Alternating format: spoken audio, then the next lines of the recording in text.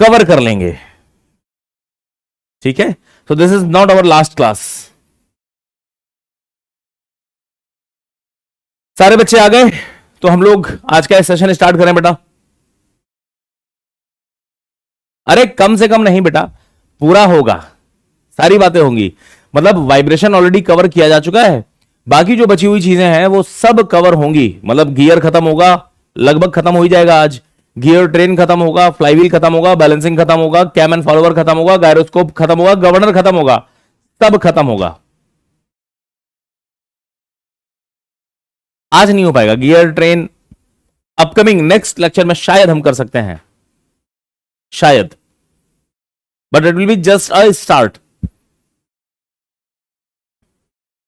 ठीक है, तो चिंता करने की कोई बात नहीं है कि सर अभी बहुत सारी चीजें बाकी हैं। सब होगा, थोड़ा वक्त लगेगा, सब होगा।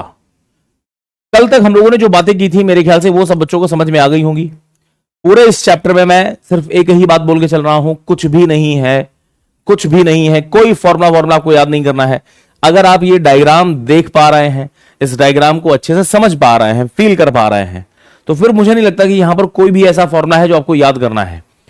तुमसे क्या क्या चीजें पूछी जाती हैं, तुमसे पूछेंगे कि यार हमको बताओ पाथ ऑफ कांटेक्ट क्या होता है। तो बच्चों को ये दिख गया है, विजिबल है कि कहां से कनेक्शन स्टार्ट होता है और कहां तक कनेक्शन रहता है।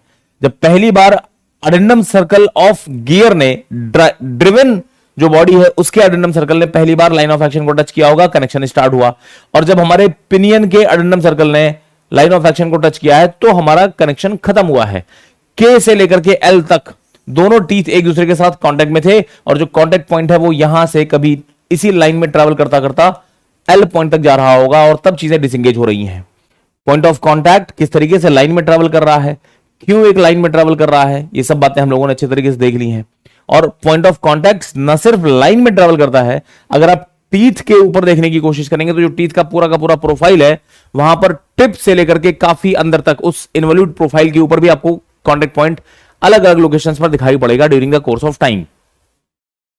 ये सब बातें समझ में आ गई हम लोगों को।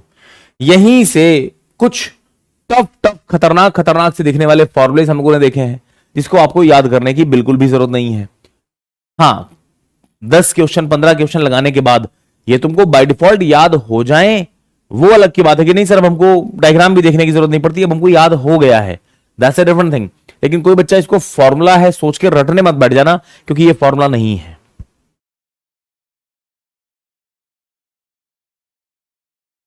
क्लियर है ना? कुछ और टर्म्स हमने देखे थे। आर्क ऑफ कांटेक्ट क्या होता है, formula I have told you.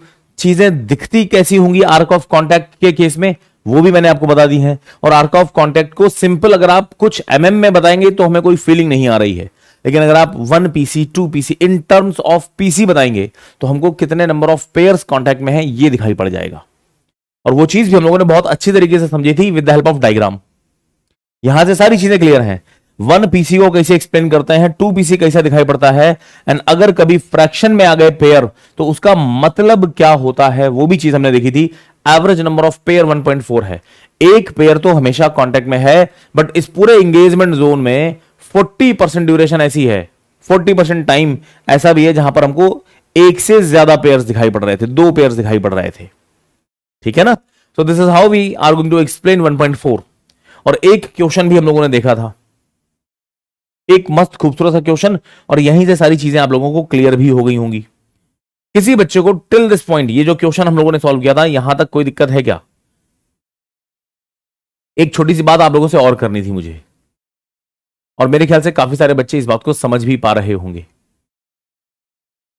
एक बार चैट बॉक्स में बता दीजिए, कल तक जो बातें हुई हैं वहां तक तो मेरे ख्याल से किसी को दिक्कत नहीं है।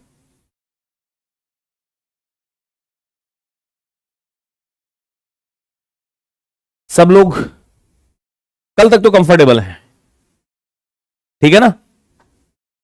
All good.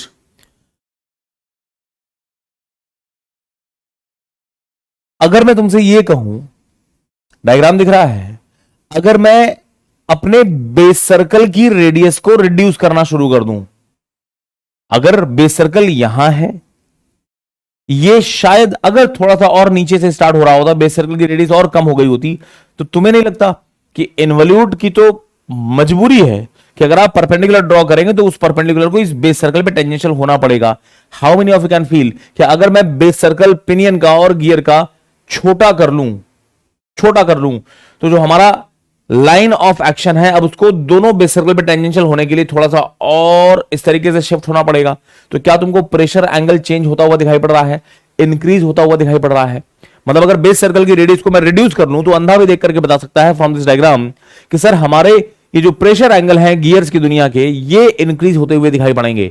और प्रेशर एंगल इंक्रीज होना ये हमारे लिए चिंता वाली बात है। एक लिमिट तक तो प्रेशर एंगल हम बर्दाश्त कर सकते हैं, लेकिन जैसे जैसे आपके प्रेशर एंगल बढ़ते हैं टॉर्क प्रोड्यूसिंग कंपोनेंट कम हो जाएगा और रेडियल थ्रस्ट ये आपको ज्यादा दिखाई पड़ रहा होंगे। तो इसीलिए मैंने आपसे बोला था ना, याद है आप लोगों को एक स्लाइड थी इससे पहले कहीं पर लिखा था कि हम नॉन इन्वॉल्यूट पोर्शन को खत्म करने की इच्छा तो रखते हैं लेकिन बेस सर्कल की रेडियस एक लिमिट से कम नहीं कर सकते हैं। हमारा बेस सर्कल कभी भी डिडेंडम सर्कल नहीं हो सकता है। क्यों? क्योंकि जैसे जैसे radius of base circle reduce होती है pressure angle is going to increase and up to certain limits हम बर्दाश्त करेंगे, उसके बाद नहीं। एक्सियल थ्रस्ट नहीं बेटे, रेडियल थ्रस्ट बोलते हैं, क्योंकि शाफ्ट ये दिखाई पड़ रहा है, हमारा गियर है, फोर्स इधर लग रहा है, फोर्स का एक कंपोनेंट ये जो टॉर्क प्रोवाइड करेगा और एक कंपोनेंट जो रेडियस की डायरेक्शन में रेडियल थ्रस्ट बोल रहे हैं वो चीज इंक्रीज होती हुई दिखाई पड़ रही है, एक्सियल थ्रस्ट नहीं। क्लियर है बात? इसको कहीं लिख लीजिएगा।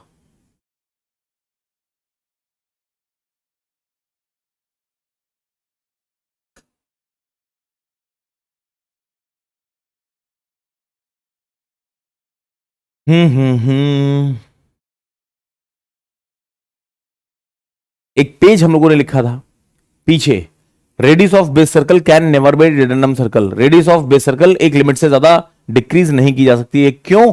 उस समय तक हमको नहीं मालूम था, आज हमें पता चला है, तो आज हम लिख सकते हैं radius of base circle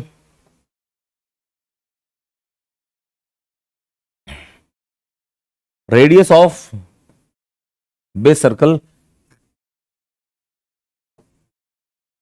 can't be reduced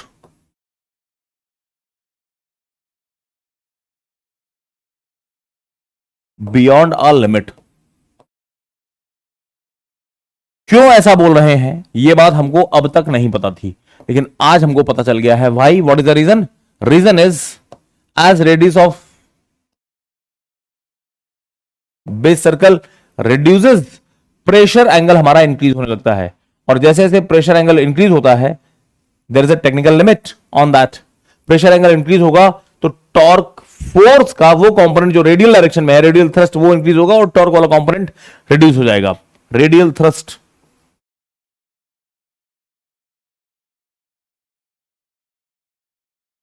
increases and torque वाला जो कंपोनेंट है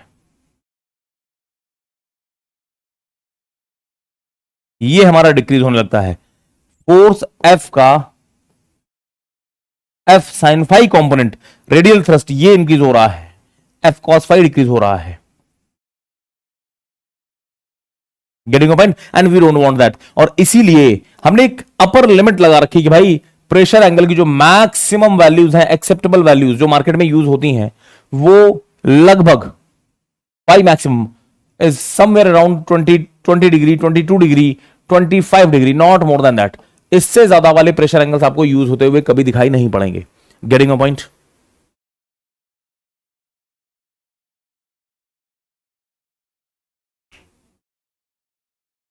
आर्क ऑफ कांटेक्ट और पाथ ऑफ कांटेक्ट दो अलग अलग चीजें हैं बेटे।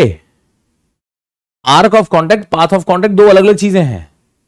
आप क्यों कंफ्यूज हो रहे हो? जहां पाथ ऑफ कांटेक्ट पूछा है वहां पाथ निकालो, ये स्ट्रेट लाइन निकल के आ रही होगी तुम्हारी। दिस वन पाथ पूछा है ना, तो कांटेक्ट पॉइंट के से लेकर के एल तक इस स्ट्रेट लाइन में ट्रेवल कर रहा होगा, this is path of contact. Arc कोई पूछेगा तो वो हम निकालते हैं इस पिच सर्कल के अलोंग। जिस समय हमारा एक्चुअल कांटेक्ट पॉइंट यहां यहां ट्रेवल कर रहा होगा, उस समय टीथ की लोकेशन पिच सर्कल में कितना डिस्टेंस ट्रेवल कर रही होगी आर्क के फॉर्म में, वो निकालना है। तो वैसे तो ये एनालॉगस है, मतलब जो पाथ ऑफ कांटेक्ट फीलिंग दे रहा है वही आर्क ऑफ कांटेक्ट फीलिंग दे रहा है, लेकिन ये दोनों चीजें मेजर अलग अलग जगहों पर की जाती हैं। Path of contact is actual path of contact, arc of contact path of contact को ही आप देख रहे हैं कि टीथ जितने टाइम में एक्चुअल कांटेक्ट पॉइंट के से लेकर के एल तक ट्रेवल कर रहा है, उतने टाइम में टीथ एक्चुअली सर्कल में कितना ट्रेवल कर गया है। एनालॉगस डिस्टेंस है, फीलिंग सेम आ रही है, चीजें अलग अलग है। ठीक है ना आशित बेटा, आई होप एवरीबडी, आई होप ये बात आपको समझ में आ गई होगी। हमारा गियर चैप्टर यहीं खत्म हो सकता था, यहीं खत्म हो सकता था, लेकिन एक बड़ी समस्या है, एक बड़ी समस्या है। नहीं नहीं, फिर देखो कुछ बच्चे वो 12th वाले लॉजिक लगाने लग गए कि वो डिस्प्लेसमेंट है या डिस्टेंस है। अरे नहीं नहीं, पाथ ऑफ कांटेक्ट का मतलब है कि एक्चुअल में point, contact point Q such में कहां से कहां तक गया है, और हम ये देखना चाह रहे हैं कि जिस समय एक्चुअल पॉइंट ऑफ कांटेक्ट यहां से लेकर के यहां तक स्ट्रेट लाइन में सचमुच मूव कर रहा है, उस समय हमारा टीथ कहां था और टीथ ने सर्कल में कितनी डिस्टेंस ट्रेवल की है। कंफ्यूज मत हो, बिल्कुल कंफ्यूज मत हो कि नहीं सर एक चीज डिस्टेंस है दूसरी डिस्प्लेसमेंट है, ये भारी भारी बातें नहीं करनी है। एक चीज रियलिटी है कि कांटेक्ट पॉइंट कहां से कहां तक ट्रेवल किया है, दूसरी चीज आप टीथ के मूवमेंट देख रहे हो, कांटेक्ट पॉइंट नहीं देख रहे हो, कांटेक्ट पॉइंट का मूवमेंट नहीं देख रहे हो। जब हम आर्क ऑफ कांटेक्ट की बात करते हैं तो आप कांटेक्ट पॉइंट कहां से कहां मूव कर रहा है नहीं देख रहे हो, आप देख रहे हो जब कनेक्शन स्टार्ट हुआ तब से लेकर के जब कनेक्शन खत्म हुआ तब तक टीथ ने क्या डिस्टेंस ट्रेवल की होगी। और टीथ कैसी डिस्टेंस ट्रेवल कर रहा है, टीथ तो सर सर्कुलर मोशन कर रहा है ना, तो टीथ ने और टीथ की सर्कुलर मोशन को हम लोग पिच सर्कल के अलोंग मेजर कर रहे हैं।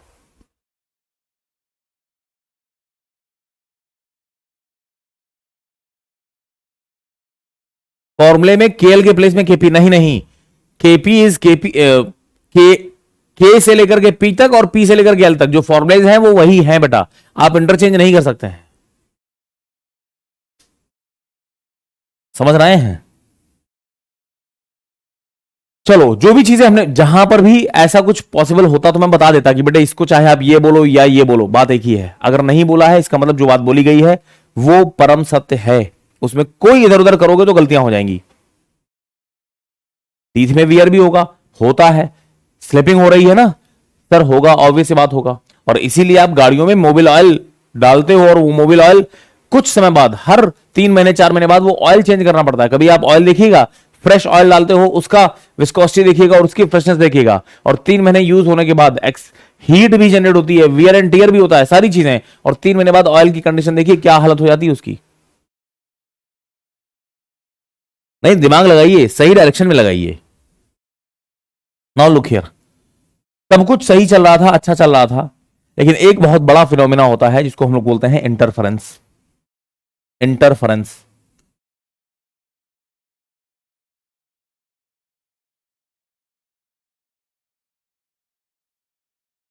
इसी को बोला जाता है गियर की मौत, डेथ ऑफ द गियर। हम शुद्ध हिंदी में लिख देते हैं गियर की मौत। हाँ, तो पहली बात तो सारे बच्चे अपने दिमाग में यह बात बिठा लें कि इंटरफेरेंस कोई बीमारी नहीं है, फ्रिक्शन की तरह है कि सर फ्रिक्शन एक बीमारी है, थोड़ा कम कम होगा तो चलेगा। इंटरफेरेंस इज गियर की मौत, डेथ ऑफ द गियर। तो थोड़ा थोड़ा इंटरफेरेंस हो रहा है सर, चलेगा, ऐसे काम नहीं चलता। आप इंटरफेरेंस को रिड्यूस नहीं, खत्म करना चाहते हो। ये नहीं कि सर थोड़ा slight interference is happening, okay काम चल जाएगा, काम नहीं चलेगा। इंटरफेरेंस को हमें कंप्लीटली एलिमिनेट करना है। फ्रिक्शन की तरीके नहीं है कि ठीक है सर फ्रिक्शन हैवी है, लुब्रिकेंट डाल दिया, आप कम हो गया, आप काम चलाओ। पूरी तरीके से अवॉइड करना है इसको। इतनी मेहनत से गियर को समझने में हमको 4 से 6 घंटे लग गए कि गियर कहते किसे हैं, और अब वो गियर आपका मरने वाला है। क्या सिचुएशन हो रही होगी वो समझो बहुत ध्यान से। तुम्हारे सामने ये हमने पिनियन का पिच सर्कल बनाया था, गियर का पिच सर्कल कुछ ये नजर आ रहा है।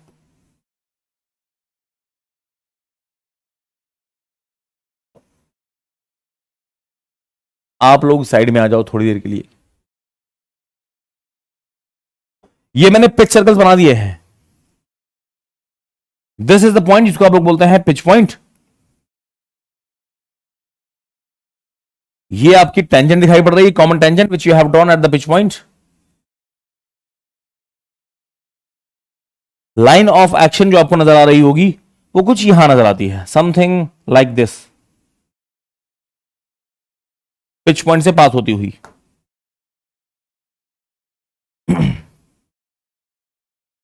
This is line which is joining the centres, white colour से बना दी। अगर आप फ्रॉम दिस सेंटर ये परपेंडिकुलर ड्रॉ करो, इसी को आप बोलते हैं this is radius of base circle, क्योंकि बेस सर्कल के ही टेंजेंशियल जा रहा होगा आपका this line of action.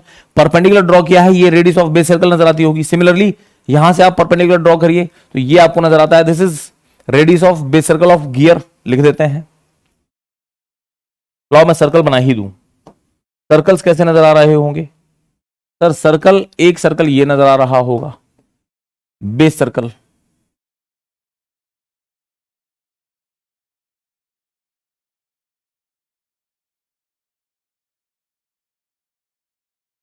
Something like this. Side हटिए, this is our base circle.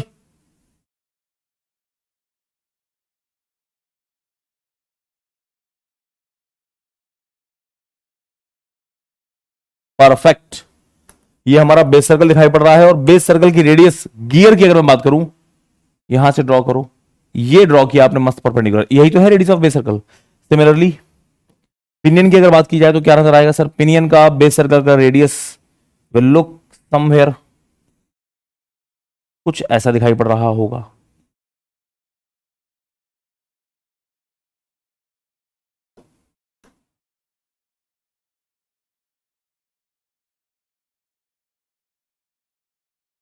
ये आपने परपेंडिकुलर ड्रॉ किया, this is radius of base circle of pinion.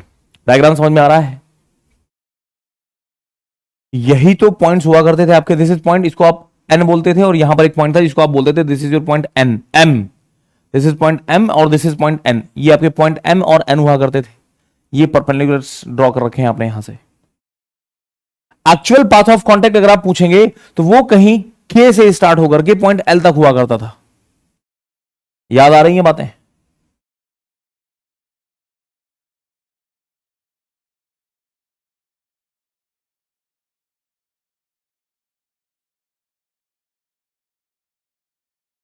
Actual contact point कहां से स्टार्ट हो रहा है सर? एक्चुअल कनेक्शन स्टार्ट हो रहा है कहीं यहां पॉइंट के से, और धीरे धीरे से ये पॉइंट एल पे यहां पर खत्म होता हुआ दिखाई पड़ रहा है।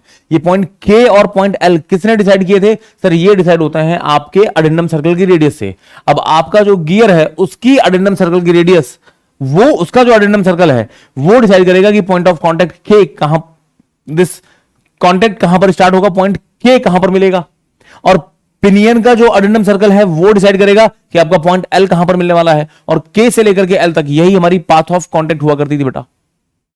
अब बहुत गौर से समझना, अगर मैं धीरे धीरे अपने इस रेडियस ऑफ अडेंडम सर्कल को बढ़ाता जाऊं, पिनियन के अडेंडम सर्कल को बढ़ाऊं, इंक्रीज करूं, तो जो सर्कल आपको अभी यहां दिख रहा है पॉइंट एल कहीं यहां नजर आता था, अगर मैं सर्कल और बढ़ा दूं, अब मुझे पॉइंट एल कहीं यहां दिखाई पड़ेगा। जहां भी लाइन ऑफ एक्शन को अडेंडम सर्कल कट करेगा वही हमारा पॉइंट एल होगा।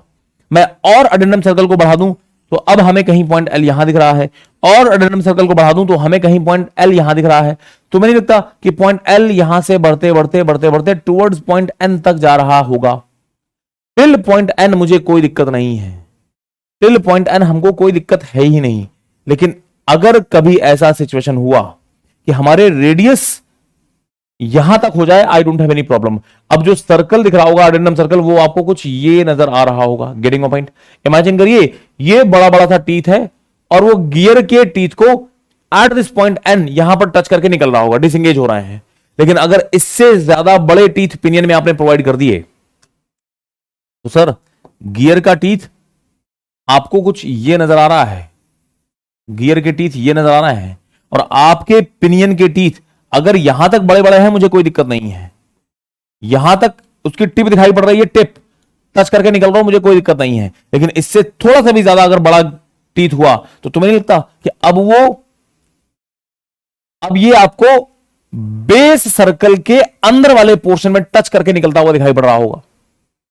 और यही वो पोर्शन से जिसको मैं मना कर रहा था तुमसे कि तुम इन्वल्यूट से इन्वल्यूट पोर्शन में टच कर लेना, कोई दिक्कत नहीं है। लेकिन अगर कभी बड़े बड़े टीथ के इन्वल्यूट पोर्शन ने सामने वाले गियर के नॉन इन्वल्यूट पोर्शन को बेस सर्कल के अंदर टच कर लिया तो हमको दिक्कत हो जाएगी।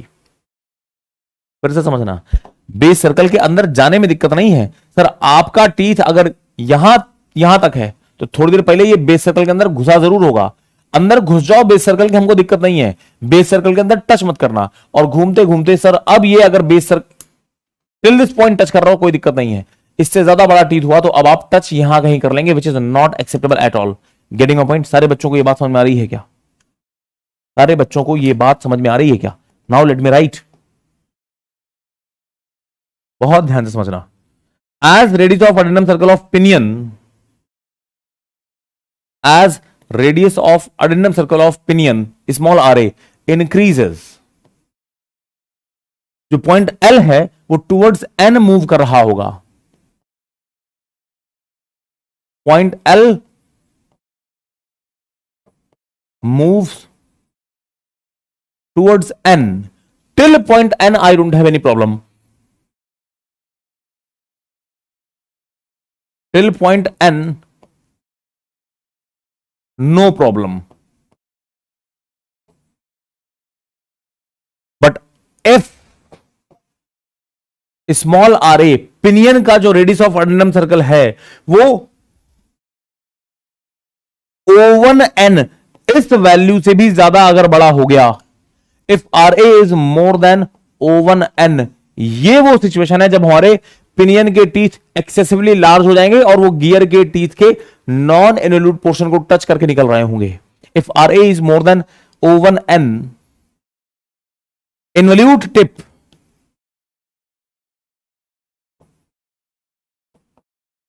ऑफ पिनियन, पिनियन का टिप वाला पोर्शन वो तो इन्वोल्यूट है, वो सामने वाले के नॉन इन्वोल्यूट पोर्शन को टच करने लग जाएगा, that is problematic for us.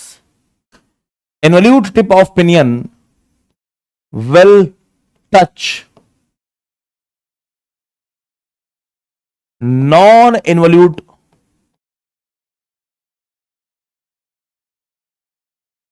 Portion of gear tooth, और सिर्फ टच का, इन्वोल्यूट से नॉन इन्वोल्यूट का कनेक्शन लॉ ऑफ गियरिंग की ऐसी की तैसी, अब वो तो सेटिस्फाई नहीं है, एक नया बवाल हो जाएगा जिसको बोलते हैं इंटरफ्रेंस। और इंटरफ्रेंस का मतलब है सिर्फ टच करने से दिक्कत नहीं है, अभी जो नॉन इन्वोल्यूट पोर्शन को टच कर रहे हैं इसकी वजह से पिनियन का जो टिप है, टीथ, वो इस नॉन इन्वोल्यूट पोर्शन को खरोच करके, स्क्रैच करके बाहर निकल रहा होगा। अभी तक स्मूथ स्मूथ कनेक्शन हो रहे थे, कोई दिक्कत नहीं है, लेकिन अब जो हमारी टिप है वो नॉन इन्वोल्यूट पोर्शन को टच करके निकल रही है, वहां पर स्क्रैचिंग इफेक्ट दिखाई पड़ेंगे। एक्चुअली मेटल डिग आउट हो रहा होगा, सच में मेटल की कटिंग हो रही होगी, और ये हमारे लिए प्रॉब्लमेटिक सिचुएशन है। Let me right, involute tip of pinion will touch non involute portion of the gear tooth, tip of pinion will dig out material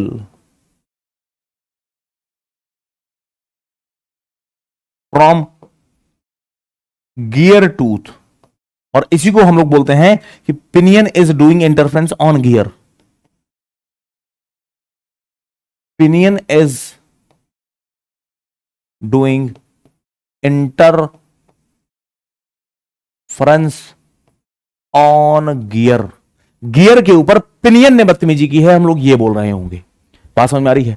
गलती किसकी है? पिनियन के टूथ की। क्यों तुम काहे इतने लंबे हुए जा रहे हो कि जहां नहीं टच करना है वहां भी टच कर रहे हो? बदतमीजी पिनियन की है, भुगतना किसको पड़ रहा है? गियर को, बेचारे को। और यह भी तुमको फैक्ट मालूम है कि जब किसी एक मेटल से दूसरे मेटल को आप काटते हो तो जिसको काट रहे हो वो तो कटता ही है, लेकिन टूल का भी तो वियर होता है ना। तो पिनियन ने, हालांकि बदतमीजी पिनियन ने की है, गियर के ऊपर स्क्रैचिंग इफेक्ट दे रहा है, तुम्हें नहीं लगता पिनियन का जो टीथ का टिप है वो भी बर्बाद हो रहा होगा? तो इनफैक्ट ब्रॉडर वे में अगर देखो तो नुकसान पूरे इस पेयर का हो रहा है। गियर तो मर ही रहा है, अपने साथ में पिनियन की भी टिप खराब कर रहा है। और सेम बातें हम लोग गियर के पॉइंट ऑफ व्यू से पिनियन के ऊपर भी करेंगे। हम फिर से वही बोलेंगे कि जब हमारा गियर, आप गियर के अडेंडम सर्कल को देखिए सर, अभी रेडियस ये प्रोवाइड कर रखी है तो सर्कल आपको ये दिखाई पड़ रहा होगा। अभी पॉइंट के कहां है? यहां पर है। आप रेडियस बढ़ाते चले जाइए तो जो पॉइंट के यहां हुआ करता था अब वो धीरे धीरे बढ़ते बढ़ते कहीं पॉइंट एम की तरफ बढ़ेगा। टिल पॉइंट एम मुझे कोई दिक्कत नहीं है, लेकिन अगर आपने एक लिमिट से ज्यादा, यानी कि दिस इज पॉइंट O2, अगर आपने रेडियस अगर आपने रेडियस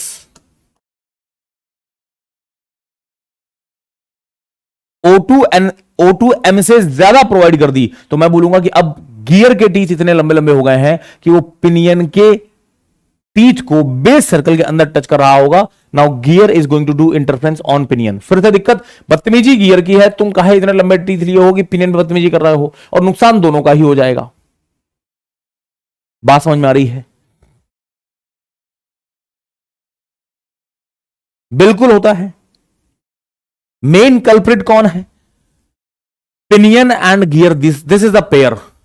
इंटरफेरेंस हुआ, किसने किया? आप पूछते हो इंटरफेरेंस किसने किया? पिनियन ने गियर पे बदतमीजी की है क्या? पहले ये चेक करो, ये नहीं होनी चाहिए। क्यों? अगर पिनियन ने गियर पे बदतमीजी की है तो सर गियर का ज्यादा नुकसान हो रहा है, पिनियन भी धीरे धीरे से टूट रहा होगा, इसका भी टिप बर्बाद हो रहा होगा, तो नुकसान गियर का हो रहा है। लेकिन यार मर ससुरे तुम भी रहे हो, समझ रहे हैं? किसने बदतमीजी की है? पिनियन ने बदतमीजी की है गियर पे, गियर का कोई दोष नहीं है। फिर आप ये भी चेक करोगे कि कहीं गियर पिनियन के ऊपर बदतमीजी ना कर दे, उल्टा भी। तो हमें दोनों चीजें सेफ करनी है। आप अगर चाहते हो कि ये पेयर सेफ रहे तो ना तो पिनियन के बड़े बड़े टीथ होंगे गियर पे बदतमीजी हो जाए, और ये भी इंश्योर करो कि गियर के टीथ भी तो इतने बड़े नहीं है कि वो पिनियन में बदतमीजी कर रहे हो। तो दोनों को आपको सेफ करना है, दोनों को सेव करना है। मेन बदतमीज कौन है वो हम लोगों को फाइंड आउट करना पड़ेगा, थोड़ी देर लगेगी, अभी फाइंड आउट करते हैं। लेकिन हो क्या रहा है वो समझ में आया? सारे एस्पेक्ट्स पे बात करेंगे। सिमिलरली सिमिलरली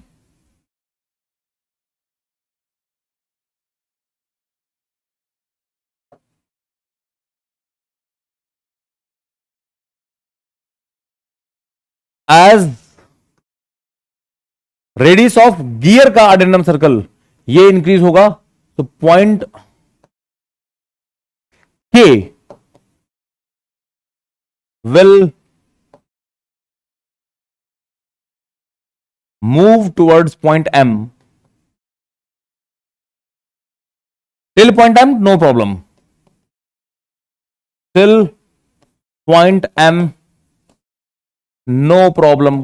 कहीं भी टच कर लो, हमसे दिक्कत, हमें कोई मतलब नहीं है.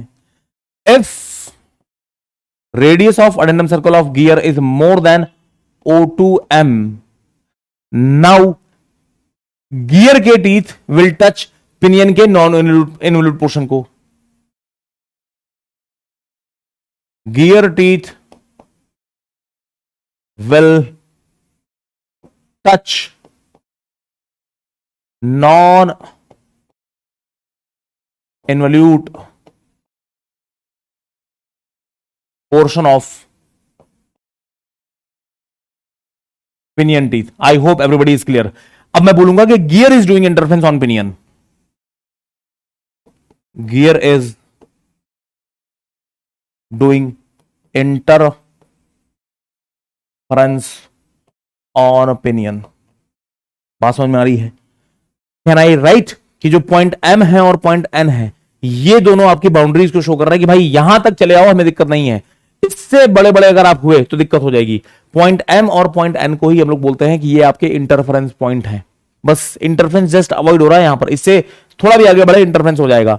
इसी को तुम इंटरफेरेंस बोल लो, इंटरफेरेंस पॉइंट बोल लो, या फिर कुछ लोग इसी को क्रिटिकल पॉइंट भी बोलते हैं. क्रिटिकल पॉइंट समझते हो कि अगर आप इस पॉइंट एन से पहले हैं कोई दिक्कत नहीं है, इस पॉइंट एन को क्रॉस किया जिंदगी खत्म, मौत. क्रिटिकल पॉइंट का मतलब यही जो होता है ना, जब बीमार होते हो और बिल्कुल हालत खराब है कि सर फेफड़े काम नहीं कर रहे हैं, लीवर काम नहीं कर रहा है, किडनी अभी भी फेल हो गई है, दिल की धड़कनें थोड़ी थोड़ी रुक रुक के चल रही हैं, तो डॉक्टर से पूछो पेशेंट के क्या हाल है, तो डॉक्टर बोलता है patient is critical. Point M पे बैठा है तुम्हारा पेशेंट, ये किसी भी मोमेंट बेस सर्कल के अंदर घुस जाएगा, खत्म. Critical point.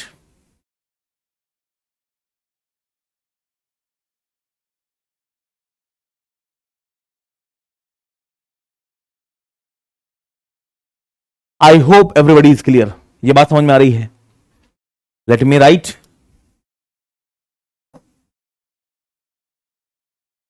Point M and N, इसी को कुछ बच्चे इंटरफेरेंस पॉइंट भी बोलते हैं,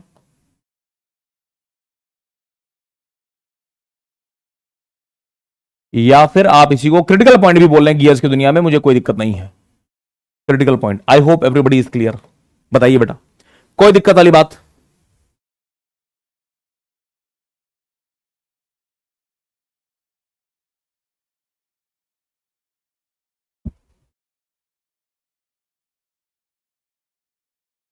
all clear, all clear, all clear, कोई दिक्कत? अगर ये कहानी समझ में आ रही है तो अब हम पूरी कोशिश करेंगे कि हम इंटरफेरेंस को खत्म करें। मेरे सामने जो पेयर रखा है यहां इंटरफेरेंस नहीं होना चाहिए। अगर थोड़ा थोड़ा हो रहा है कि नहीं नहीं सर ज्यादा अंदर नहीं जाएंगे सर, हम जो है O1N बस इससे थोड़ा सा बड़ा लेकर के चल रहे हैं, हल्का हल्का टच कर रहे हैं, यहां पे कोई दिक्कत तो नहीं। अब तुम बिल्कुल भी अंदर गए मेरे लिए बदतमीजी हो गई, समझ रहे हो? यहां नहीं टच करना मतलब नहीं टच करना। सर यहां तक टच कर ले, अंदर नहीं जाएंगे। अबे कहीं नहीं टच करना, यहां टच ही नहीं करना है। तुमको जो भी करना है ऊपर ऊपर करो, यहां पर इन्वॉल्यूट प्रोफाइल को टच कर लो, कोई दिक्कत नहीं। नॉन इन्वॉल्यूट को मत टच करने लग जाना। क्लियर है? क्लियरेंस के तो अंदर जाना भी मना है, बेस के अंदर टच करना मना है। आप शुरुआती लेक्चर्स देखेंगे, अभी से 2 लेक्चर पहले मैंने ये चीज बहुत क्लियरली आप लोगों को दिखाई है। हाँ हाँ, पॉइंट एन पे हो ना तो ये तो वही सिचुएशन है कि मौत को छू के टक से बाहर आ गए हैं। नाउ ऑब्वियस क्वेश्चन आएगा हमारे दिमाग में कि सर अब हम ऐसी क्या क्या चीजें करें। और सुनो, आज के बाद तुम लोग ये भले ही भूल जाना कि इंटरफेरेंस पढ़ा था, क्या डेरिवेशन थे, क्या फॉर्मुलेस थे, लेकिन कम से कम आज से 10 साल बाद भी तुमसे कोई पूछे अरे यार गियर्स की दुनिया में इंटरफेरेंस हो रहा है, तो तुम्हारी दिल की धड़कनें बढ़नी चाहिए कि यार गियर में इंटरफेरेंस हो रहा है, मतलब गियर मर रहा है, हवा में नहीं। अच्छा इंटरफेरेंस क्या होता है सर? इंटरफेरेंस एक फिनोमिना होता है, बहुत अच्छा फिनोमिना होता है। दिखना चाहिए कि नहीं बच्चे ने फील किया था गियर में इंटरफेरेंस का मतलब गियर की मौत, कम खेल।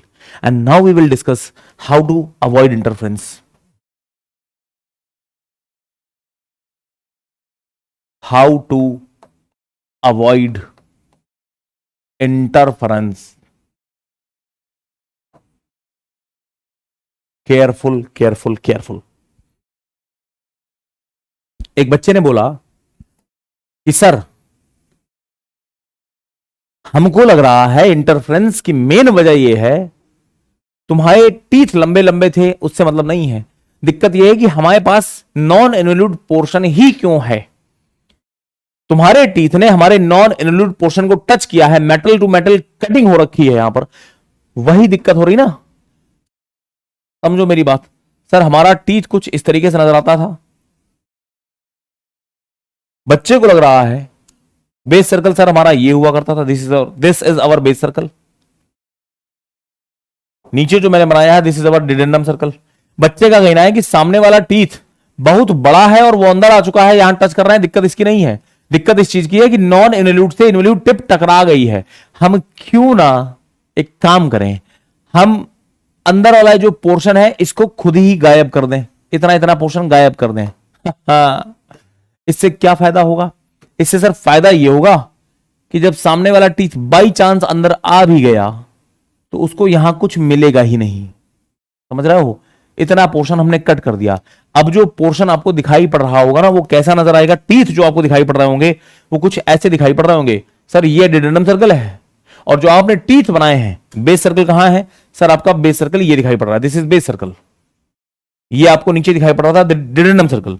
जो टीथ आपको नजर आएंगे अभी तक कुछ इस तरीके से दिखाई पड़ते थे टीथ, अब आपने बीच का कुछ पोर्शन गायब कर दिया है। बीच का पोर्शन गायब करोगे टीथ कैसा नजर आएगा?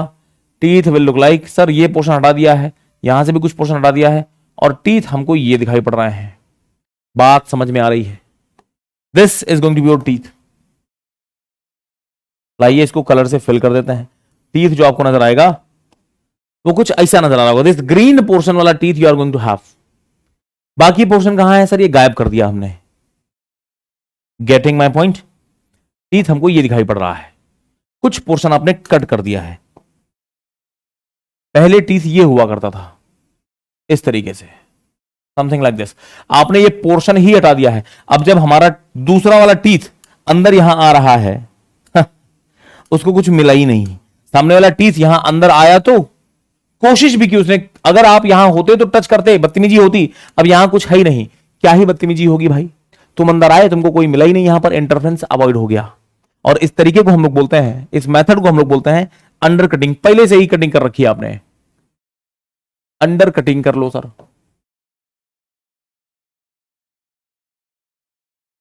बात में दम है, कुछ हद तक इंटरफ्रेंस अवॉइड किए भी जा सकते हैं, कुछ हद तक इंटरफ्रेंस अवॉइड किया भी जा सकता है।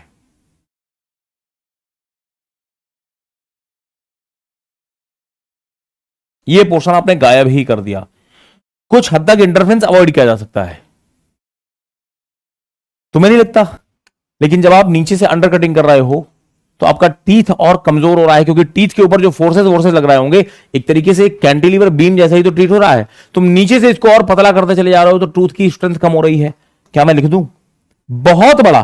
ठीक है, कुछ हद तक आपने इंटरफ्रेंस को अवॉइड कर दिया है, लेकिन ये हमारे लिए परफेक्ट मेथड नहीं हो सकता। क्यों? क्योंकि एक बहुत बड़ा टेक्निकल लिमिटेशन आ गया। टेक्निकल लिमिटेशन क्या है कि सर टूथ की स्ट्रेंथ कम हो रही है, स्ट्रेंथ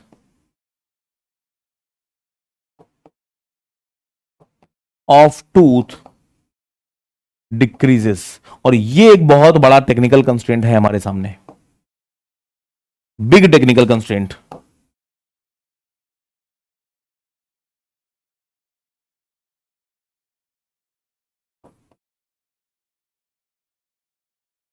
इसका मतलब एक लिमिट से ज्यादा आप अंडर कटिंग भी नहीं कर सकते हैं, और एक बार टूथ की अंडर कटिंग कर ली तो ये जो गियर बन के आएगा ना, इसको आप हाई पावर ट्रांसमिशन में यूज भी नहीं कर पाएंगे, क्योंकि टूथ टूटने के चांसेस हैं। तो ये जो मेथड है आप सिर्फ और सिर्फ इस्तेमाल कर सकते हैं जब लो पावर ट्रांसमिशन की बात हो रही हो। इट कैन बी यूज्ड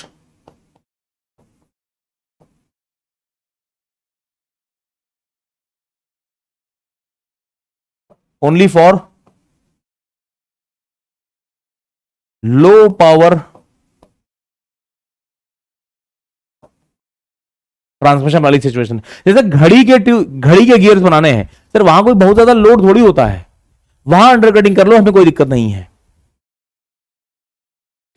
बात समझ आ रही है?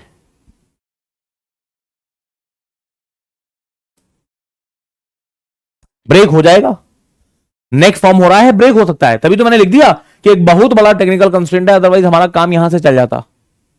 आइडिया सही है, लॉजिक सही थे बच्चे के कि सर पहले आपका गियर ये बन रहा था, अब बाद में आपने गियर को कुछ इस तरीके से बना लिया है। पहले टूथ थोड़ा सा स्ट्रांग दिख रहा था, बट इंटरफेरेंस हो रहा था, क्योंकि सामने वाला टीथ अंदर आया और इंटरफेरेंस हो गया। अब हमने पहले से ही मटेरियल गायब करके रखा है। नाउ अनदर स्टूडेंट सजेस्टेड कि सर एक काम कर लेते हैं। दिक्कत इसलिए हो रही है ना कि सामने वाला हमारे नॉन इन्वोल्यूट पोर्शन को टच कर रहा है, क्यों ना हम अपने नॉन इन्वोल्यूट पोर्शन को ही कम कर लें, मतलब radius of base circle reduce कर लें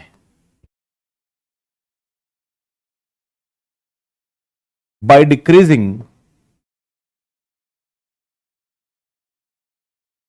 रेडियस ऑफ बेस सर्कल। इससे क्या फायदा होगा? सुनना बहुत ध्यान से। सर हमारा गियर कुछ इस तरीके से नजर आ रहा होगा आपको, हमारा गियर आपको कुछ इस तरीके से दिखाई पड़ रहा है, समथिंग लाइक दिस। पहले जो बेस सर्कल बनाया था आपने वो कहीं मान लो ये था, this was your base circle, ये आपका डिडेंडम सर्कल हुआ करता था, और this much portion was your non involute portion, ये पूरा पोर्शन नॉन इन्वोल्यूट हुआ करता था। और आपका सामने वाला टीथ अगर यहां भी टच कर गया तो आप चिल्लाने लगते थे कि अरे इंटरफेरेंस हो गया। क्यों ना हम एक काम करें कि हम अपने बेस सर्कल की रेडियस थोड़ी सी कम कर लें। अब क्या होगा? अब आप जो नया वाला बेस सर्कल बना रहे हैं वो शायद कुछ ये बन के आ रहा है, this is your new base circle.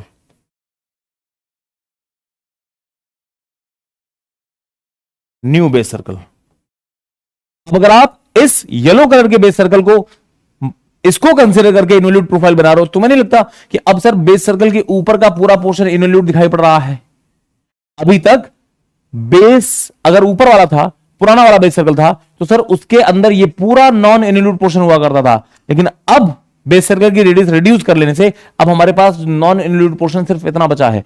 ये पोर्शन जो पहले नॉन इन्वोल्यूट हुआ करता था अब ये इन्वोल्यूट वाली कैटेगरी में आ गया है। अब यहां पर टच करने से हमको कोई दिक्कत नहीं है, सामने वाला यहां टच कर ले कोई दिक्कत नहीं है। दिख रहा है कि पहले जिस पोर्शन पे टच कर लेने से हमारे सामने हमारे साथ बदतमीजी हो रही थी, अब हमें कोई दिक्कत नहीं है।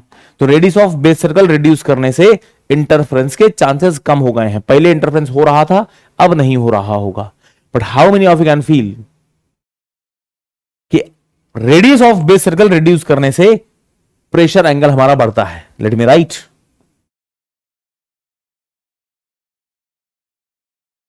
बाय रिड्यूसिंग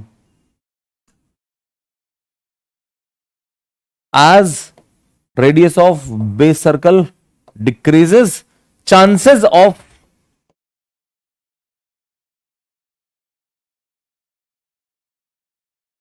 इंटरफ्रेंस रिड्यूस तो हुए हैं, लेकिन साथ ही साथ एक दिक्कत हो गई है कि प्रेशर एंगल भी इंक्रीज हुआ है। प्रेशर एंगल ऑल्सो इंक्रीजेस, और प्रेशर एंगल इंक्रीज होना ये हमारे लिए एक टेक्निकल कंस्ट्रेंट है। और प्रेशर एंगल अगर इंक्रीज हुआ, ये हमारे लिए एक टेक्निकल लिमिटेशन है। यहां पर sir this is a technical constraint. इसका मतलब एक लिमिट से ज्यादा हम बेस सर्कल को भी रिड्यूस नहीं कर सकते हैं। रिड्यूस करोगे तो प्रेशर एंगल बढ़ने लग जाएंगे, और हम नहीं चाहते हैं। रेडियल थ्रस्ट बढ़ने लग जाएगा। कुछ हद तक कर लीजिए आप 20 डिग्री, आप पहले बेस सर्कल इस तरीके से लिया हुआ था कि प्रेशर एंगल 20 डिग्री दिखाई पड़ रहा था, थोड़ा बहुत और रिड्यूस कर लो भाई, 22 डिग्री दिखने लग गया, 25 डिग्री दिखने लग गया। लेकिन ऐसा थोड़ी कि बेस सर्कल को कम करते चले जाओ और ज्यादा कम करते चले जाओ, नहीं कर पाएंगे। टेक्निकल कंस्ट्रेंट, एक और टेक्निकल प्रॉब्लम हमारे सामने निकल के आ रही है। कुछ हद तक मार्केट में लोग इसको इस्तेमाल करते हैं, कितना कि बेस सर्कल इतना कम कर लो कि बस प्रेशर एंगल 20 डिग्री से 21, 21 से 22 हो जाए, दैट्स इट, 20 से 40 ना हो जाए। नाउ अच्छा, कोई बच्चा हमें बताएगा कि अगर हमको बेस सर्कल रिड्यूस करना भी है तो ये कब किया जा सकता है? बेस सर्कल रिड्यूस अगर करना भी है तो ये कब किया जा सकता है? जिस समय आप गियर बना रहे हैं। ये बातें at the time of manufacturing ही होंगी।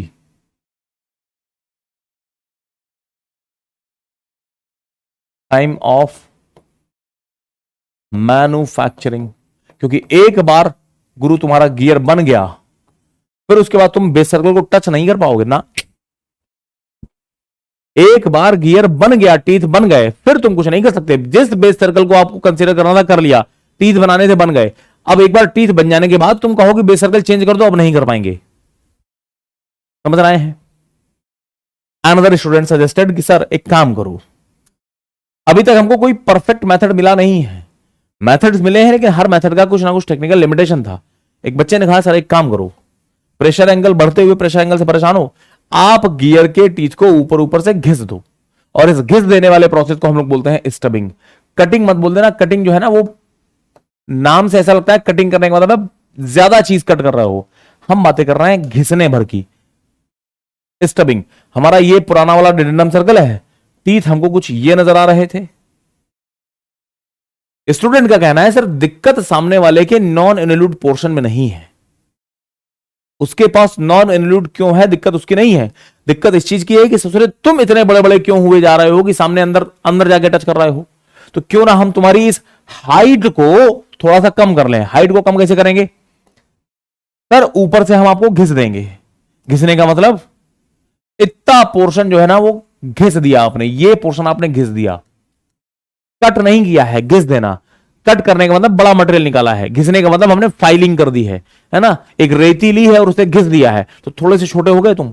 और तुम्हें दिख रहा है कि अगर हमने घिस दिया तो पहले आपका जो अडेंडम सर्कल का रेडियस हुआ करता था वो शायद ये हुआ करता था, पुराना वाला अडेंडम। लेकिन घिस देने के बाद जो अब टीथ हमारे सामने बचा होगा वो कहां नजर आ रहा है सर? वो हमको ये दिखाई पड़ रहा है, न्यू अडेंडम सर्कल।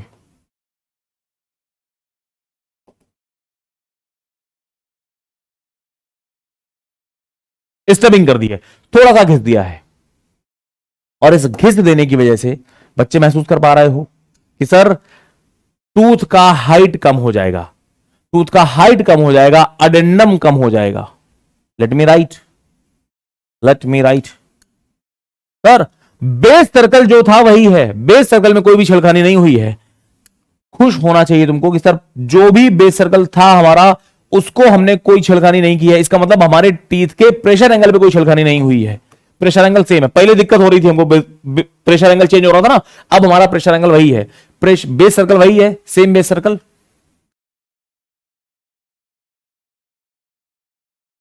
कुछ भी चेंज नहीं किया है, तो फाई हमारा अनचेंज्ड है, फाई सेम रहेगा, फाई में कोई भी चेंजेस नहीं हुए हैं। As radius of due to stubbing, let me write, due to stubbing, can I write radius of addendum circle decrease हो रही है, radius of addendum circle decrease हो रही है, अडेंडम सर्कल की रेडियस डिक्रीज हो रही है तो आपका अडेंडम डिक्रीज होगा। Radius of addendum circle decrease हो रही है तो हमारे पाथ ऑफ कांटेक्ट भी डिक्रीज हो जाएंगे। दिख रहा है आपको? अरे यार समझो मेरी जान, अगर आपका स्टबिंग कर दी है आपने, अब टीथ छोटे हो गए हैं, तो radius of addendum circle decrease हो रही है, तो आपका जो सर्कल पहले कहीं यहां टच कर रहा था, बिल्कुल इंटरफेरेंस करने के लिए बैठा हुआ था, अब आपने अडेंडम सर्कल के रेडियस को थोड़ा सा कम कर लिया है, तो अब आपका सर्कल ये दिखाई पड़ रहा है। तो मुझे नहीं लगता कि अब हमारा पॉइंट एल जो यहां मिल रहा था वो कहीं यहां दिखाई पड़ रहा होगा, और कम कर लो सर, यहां मिल रहा होगा, कहीं पॉइंट एल कहीं यहां मिल रहा होगा। बात समझ आ रही है?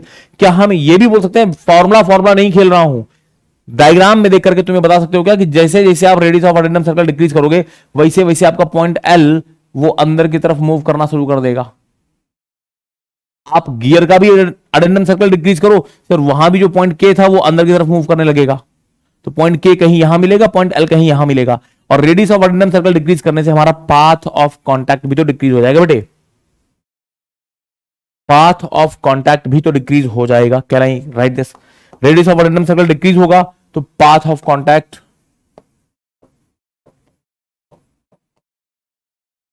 ये डिक्रीज हो जाएगा, और पाथ ऑफ कॉन्टैक्ट डिक्रीज हुआ है, what about arc of contact? Sir arc of contact का एक फॉर्मूला होता है, arc of contact path of contact divide by cos phi. Sir path of contact आपका डिक्रीज हुआ है, प्रेशर एंगल सेम है, इसमें कोई भी चेंजेस नहीं हुए हैं, ये तो सेम ही है, तो can I right arc of contact भी डिक्रीज हो जाएगा। और आर्क ऑफ कॉन्टैक्ट अगर डिक्रीज हुआ है तो क्या लगता है गुरु, कॉन्टैक्ट रेशियो में कुछ फर्क पड़ेगा क्या? कॉन्टैक्ट रेशियो क्या होता है?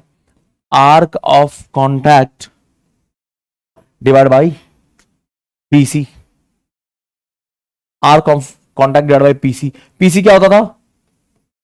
पाई डी बाई टी।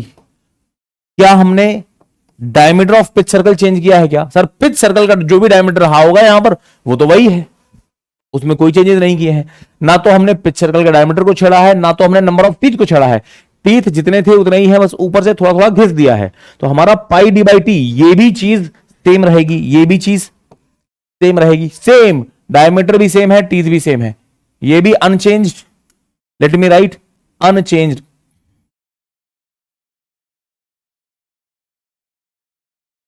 अनचेंज्ड, इसमें कुछ भी चेंज नहीं हुआ है, जो था वही है, ये सेम है। आर्क ऑफ कॉन्टैक्ट उल्टा आपका डिक्रीज हो रहा है, आर्क ऑफ कॉन्टैक्ट डिक्रीज होगा तो गुरु कॉन्टैक्ट रेशियो हमारा डिक्रीज हो जाएगा। और यहां पर हमारे पास एक टेक्निकल कंस्ट्रेंट आता है कि भैया कॉन्टैक्ट रेशियो डिक्रीज करते करते 1 से कम मत ले जाना, contact ratio sir it have to be more than और इक्वल टू 1, इससे ज्यादा होना चाहिए। ये हमारे पास एक टेक्निकल लिमिटेशन आ गई है कि आप स्टबिंग करिए, एक लिमिट से ज्यादा नहीं कर सकते हैं, this is our technical constraint.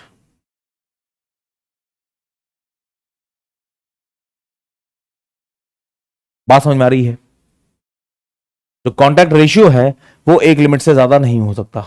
I hope everybody is clear. 1 से ज्यादा ही चाहिए। ऐसा थोड़ी कि सर पहले हम लोगों ने फ्रिक्शनल डिस्क से कहानी स्टार्ट की थी कि एक दूसरे में इंटरलॉकिंग हो जाए, फिर आप कह रहे हो कि इंटरफेरेंस हो रहा है तो टीथ को घिसते घिसते घिसते घिसते सर हम तो चाहते हैं खत्म कर दो, तो फिर से फ्रिक्शनल डिस्क मिल जाएगी। उतना नहीं घिस देना है, हल्का फुल्का घिस दो, और उस घिसने की भी लिमिट कहां से तय होती है कि इतना मत घिस देना कि कॉन्टैक्ट रेशियो आपका 1 से कम होने लग जाए। Contact ratio have to be more than और इक्वल टू 1, एक से तो ज्यादा ही होना चाहिए थ्योरेटिकली। बात समझ में आ रही है? एक बच्चे का कहना है कि sir technically you are saying कि कॉन्टैक्ट रेशियो मोर देन 1 है, आई एम हैप्पी, लेकिन सर हमें इस मेथड से थोड़ी आपत्ति है। रीजन कि अगर आपने मान लो थोड़ी बहुत स्टबिंग कर दी, ड्यू टू स्टबिंग, आपने जो स्टबिंग करी है और इस स्टबिंग की वजह से, पहले स्टबिंग ना करते तो हमारा कॉन्टैक्ट रेशियो, पहले जो कॉन्टैक्ट रेशियो था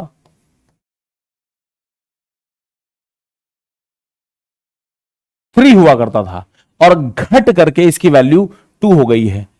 अब जो कॉन्टैक्ट रेशियो है वो 2 हो गया है, डिक्रीज हुआ है ना। आप वैसे तो खुश हैं कि पहले कॉन्टैक्ट रेशियो 3 हुआ करता था, अब हमारा कॉन्टैक्ट रेशियो 2 हो गया है, 1 से अभी भी ज्यादा है। आप तो अभी भी देखा हमने कि 1 से ज्यादा वाली कंडीशन लेके बैठे हम कि 1 से गिरा नीचे तो हमें दिक्कत है। सर हमें इस 2 से भी दिक्कत हो रही है, क्यों? क्योंकि 3 में हम ज्यादा खुश थे, 2 में हम कम खुश हैं। पहले हमारे 3 पेयर्स कनेक्शन में आ रहे थे, अब हमारे सिर्फ 2 ही पेयर कनेक्शन में आ रहे हैं। कॉन्टैक्ट रेशियो कम होने से भी हमको आपत्ति है, 1 से कम तो हम जा ही नहीं सकते हैं। इवन आप 3 से 2 भी आ गए तो हमको थोड़ी उलझन हो रही है, 2 में भी दिक्कत है। क्यों?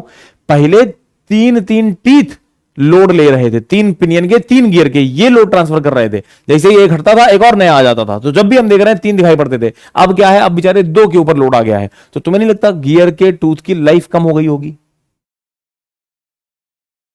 सोचो सोचो सोचो, तुम्हें नहीं लगता कि लोड पर टूथ इंक्रीज हो गए होंगे, लाइफ ऑफ द टूथ थोड़ी सी कम हो जाएगी? बट ऐसा है नहीं बेटा। रीजन कि थोड़ी देर पहले तक जब आप कॉन्टैक्ट रेशियो 3 लेकर के चल रहे थे तो आपके टीथ ये दिखाई पड़ते थे, इतने लंबे लंबे। अब आपने क्या किया, अब आपने इसको घिस दिया, घिसने का मतलब छोटा कर दिया ऊपर से। अब आपने इसको इतना घिस दिया ऊपर से, ये गायब कर दिया। अब ये कुछ नहीं है। अब जो टीथ तुम्हारे सामने बचा है वो क्या है? अब तुम्हारे सामने टूथ के नाम पे बस ये चीज बची है, तुम्हारे सामने टूथ के नाम पे ये चीज बची है। अरे बन जाओ भाई सही से, this one and this one. पहले टीथ ये हुआ करते थे, अब टीथ ये हुआ करते हैं। ये 3 टीथ मिलकर के काम कर रहे थे और अब ये छोटे छोटे टीथ, 2 ही टीथ के ऊपर लोड आ गया है। How many of you can feel it कि अब जो नया वाला टूथ तुमको दिखाई पड़ रहा है वो हाइट में थोड़ा छोटा हो गया है और रिलेटिवली तुमको थोड़ा सा मोटा दिखाई पड़ रहा है। मोटा हुआ नहीं है, लेकिन हाइट जब कम हो जाती है तो वही चीज आपको मोटा। यही हम है विश्वजीत वर्मा, हाइट 6 फीट। अगर यही हाइट हमारी 4 फीट होती, वजन यही रखो, यही यही शेप 4 फीट हाइट होती तो तुम बोलते अरे सर आप बहुत मोटे हैं। समझ रहे हो? तो अब जो टीथ तुम्हारा है ये थोड़ा सा छोटा हो गया है, छोटा हो गया है। लेकिन छोटा के साथ साथ मोटा भी तो हो गया है, मोटा दिख रहा है। अब तुम बताओ, जो चीज छोटी हो गई है, थोड़ी सी मोटी अपीयर हो रही है, ये स्ट्रॉन्गर भी तो हो गया होगा गुरु। बोलो बेटा। तुम्हारे सामने 2 टीथ मैं रख दूं, एक टीथ सर आप ये ले लो, इसके ऊपर लोड लग रहा है ये, और एक टीथ ये ले लो, इसके ऊपर लोड लग रहा है। क्या लगता है जल्दी टूटने के चांसेस किसके हैं? सर इसके चांसेस हैं। जितना ज्यादा आप लंबे हैं टूटने के चांसेस ज्यादा हैं। इससे पूछो, जितना आप छोटे हैं उतना ही स्ट्रांग हो जाएंगे। तो यार एक तरीके से लोड पर टूथ भले ही बढ़ गया है, लेकिन टूथ भी तो तुम्हारा रिलेटिवली स्ट्रांग हो गया है।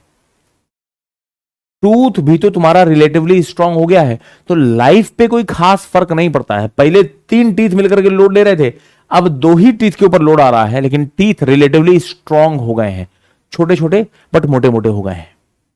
तो लाइफ ऑफ टूथ पे कोई खास फर्क नहीं पड़ता है। Let me write, load as contact ratio decreases, load पर टूथ इंक्रीज तो हुआ है, but tooth also become stronger. तो life of tooth is almost unaffected.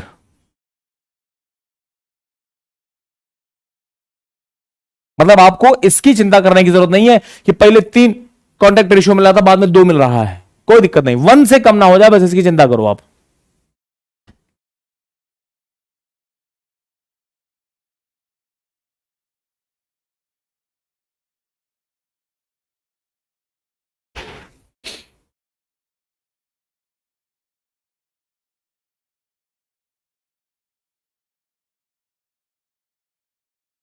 एक वाला और स्ट्रांग होगा। लेकिन फिर वही बात है कि तुम बिल्कुल बाउंड्री पे क्यों जाना चाहते हो।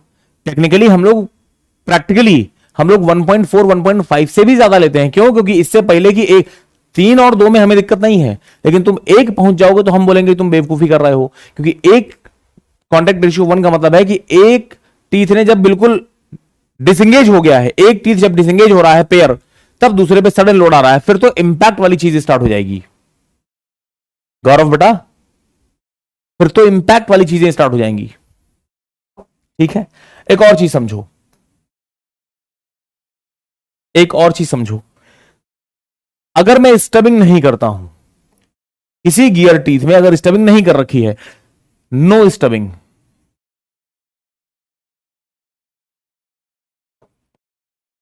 तो इसी को हम लोग बोलते हैं फुल डेप्थ टीथ प्रोवाइड कर रखा है। फुल डेप्थ टूथ, और फुल डेप्थ टूथ में जो अडेंडम की वैल्यू है वो 1 मॉड्यूल के बराबर प्रोवाइड की जाती है। स्टैंडर्ड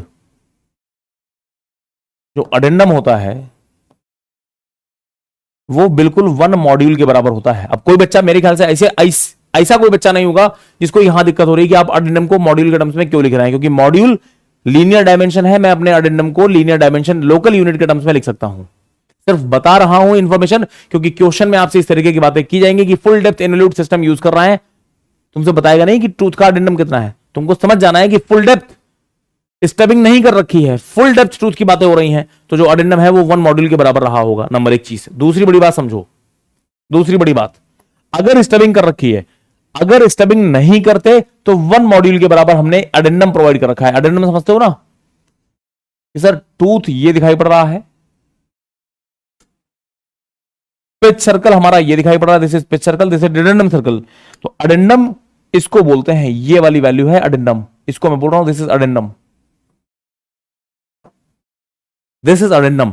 ये वैल्यू 1 मॉड्यूल के बराबर होती है अगर स्टबिंग नहीं कर रखी है। थोड़ी बहुत भी अगर आप स्टबिंग करते हैं, ऊपर से घिस दिया, अब आपने कितना घिसा है, अगर आपने 20% स्टबिंग कर रखी है, 20% स्टबिंग, तो अब जो हमारा अडेंडम बचा होगा, घिस दिया ना, तो अडेंडम जो बचा है वो थोड़ा सा कम बचा है। अब कितना बचा होगा, कुछ नहीं करते तो 1 मॉड्यूल के बराबर है। 20% स्टबिंग की है, तो अब हमारा जो अडेंडम प्रोवाइड किया होगा हमने, अडेंडम की वैल्यू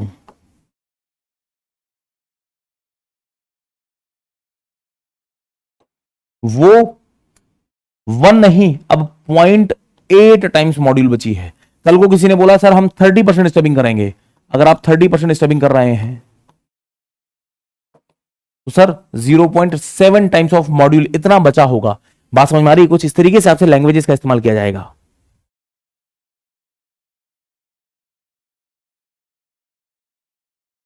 क्लियर है बेटा ये बात? All good. एग्जामिनेशन में लैंग्वेज में ये बातें पूछी जाएंगी और आधे से ज्यादा बच्चे बोलेंगे, मैं देख रहा हूं कुछ बच्चे बोल रहे हैं सर ये तो थ्योरेटिकल सा लग रहा है। यहीं से क्वेश्चन बनेगा। गियर में दिक्कत इस चीज की नहीं है कि बच्चे न्यूमेरिकल सॉल्व नहीं कर पाते, गियर में बच्चे क्वेश्चन की थ्योरी ही नहीं समझ पाते हैं, उनको पता ही नहीं चलता है कि यहां क्या दिया है और क्या पूछ रहा है। ठीक है, स्टबिंग वाला कॉन्सेप्ट समझ में आ गया।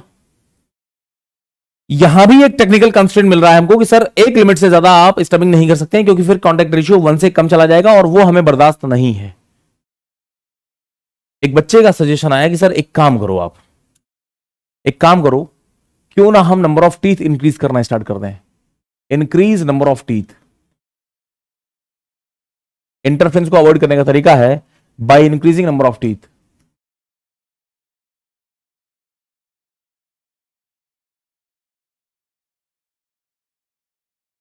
क्या मतलब है? सेम पेरीमीटर पे, पिच सर्कल वही है हमारा, सेम पिच सर्कल पे मैं नंबर ऑफ टीथ इंक्रीज कर रहा हूं, और उससे क्या फर्क पड़ रहा है समझने की कोशिश करो। सर ये हमारा डेडेंडम सर्कल है, अभी तक आपने जो टीथ बनाए थे वो आपको कुछ ये नजर आ रहे हैं, अभी तक जो टीथ दिखाई पड़ रहे थे वो ये टीथ दिखाई पड़ रहा है। इसका जो बेस सर्कल दिखाई पड़ रहा था सर वो ये वाला बेस सर्कल है, ये हमारा बेस सर्कल है। टीथ कुछ इस तरीके से दिखाई पड़ रहे हैं। सेम बेस सर्कल का इस्तेमाल करके, सेम बेस सर्कल में चेंजेस नहीं कर रहा हूं, इसी बेस सर्कल से अब मैं टीथ थोड़े से छोटे छोटे बना रहा हूं और टीथ छोटे बनाने का क्या मतलब है? जब इन्वॉल्यूट की बातें हम लोगों ने की थी तो मैंने आपको बताया था ना कि सर ये हमारा बेस सर्कल है, और इस बेस सर्कल के ऊपर जब आप धागा खोलना स्टार्ट करते हो, धागा खोल रहे हो, कैसा नजर आता है सर? स्टार्टिंग में ये पॉइंट है और धागा खोलते चले जाएंगे तो आपको इस तरीके का इन्वॉल्यूट कर्व मिल रहा है। धागा कहां नजर आ रहा है सर? धागा हमको कभी टेंजेंशियल ये नजर आ रहा था,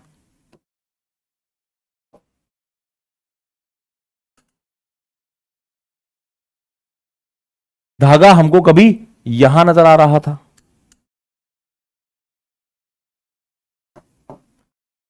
कभी यहां नजर आ रहा था, कभी हमको धागा नेक्स्ट मोमेंट पे कहीं यहां नजर आ रहा था।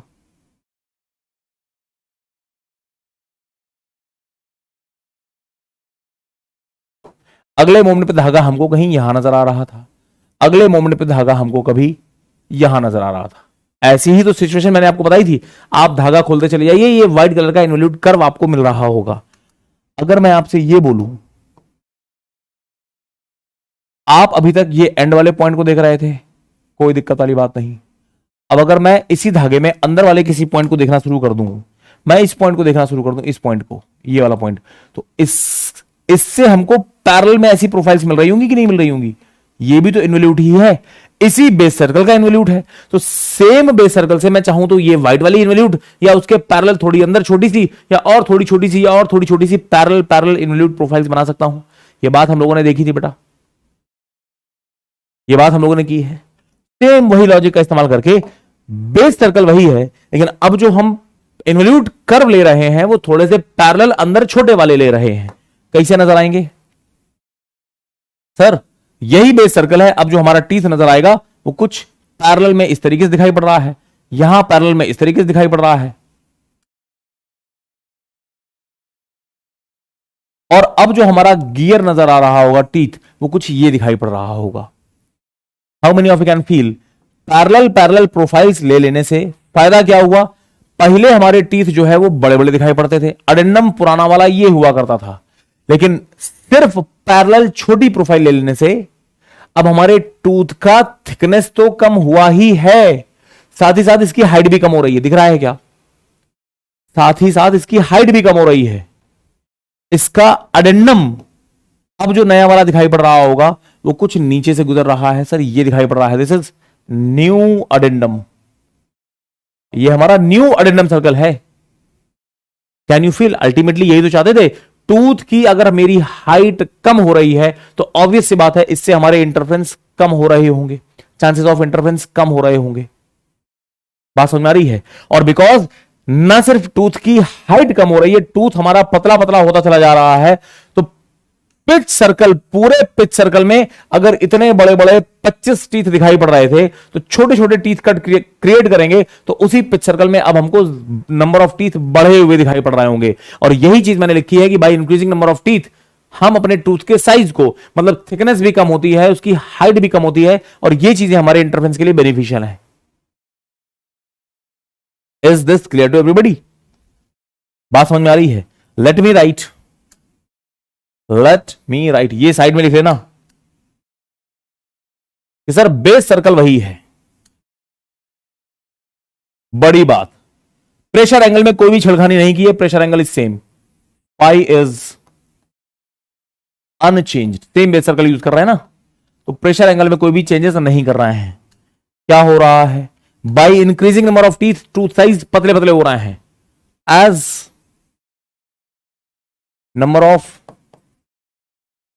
Teeth increases, size of the tooth decreases, size of tooth decrease कर रहा है।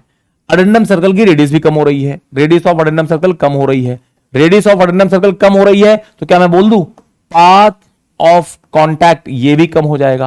पाथ ऑफ कॉन्टैक्ट कम हो जाएगा तो बेटे can I right arc of contact ये भी हमारा कम हो जाएगा। आर्क ऑफ कॉन्टैक्ट अगर हमारा कम होगा, अच्छा आर्क ऑफ कॉन्टैक्ट क्यों मैं कम लिख रहा हूं? क्योंकि सर हमारे जो आर्क ऑफ कॉन्टैक्ट है, अभी भी बात करके आए हैं, जिसकी वैल्यू हुआ करती थी path of contact divide by cos phi. Sir path of contact decrease हुआ है, cos फाई में कोई चेंजेस नहीं आया है, तो आर्क ऑफ कॉन्टैक्ट को डिक्रीज होना ही पड़ेगा। What about contact ratio? एक टर्म होता है कॉन्टैक्ट रेशियो, जो पहले थोड़ी देर पहले बदतमीजी कर रहा था, अब क्या हो जाएगा, कॉन्टैक्ट रेशियो की वैल्यू हो जाएगी, जिसकी वैल्यू होती है arc of contact divide by PC. PC की वैल्यू होती है पाई डी बाई टी। अब तुम बताओ, look here sir, arc of contact तो हमारा डिक्रीज हुआ है, आई कैन अंडरस्टैंड। पीसी के बारे में क्या ख्याल है, सर्कुलर पिच के बारे में क्या ख्याल है? Sir diameter of pitch circle ये चेंज नहीं किया हमने, this is same, diameter is same.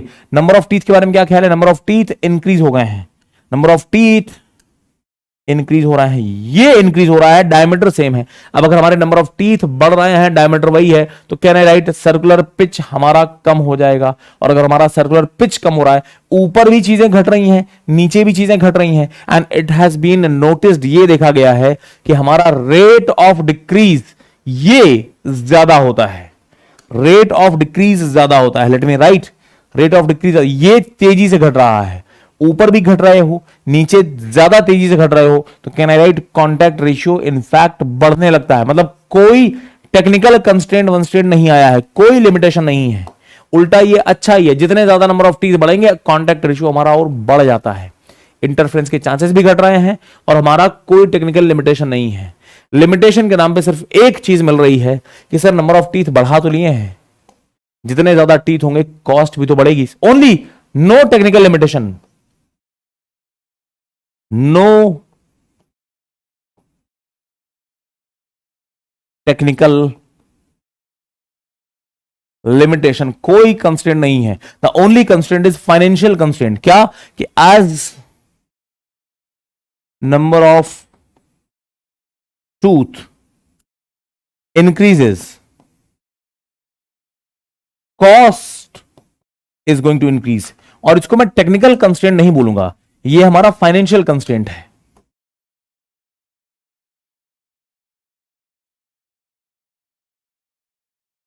Yes और नो, ये हमारा फाइनेंशियल कंस्ट्रेंट है।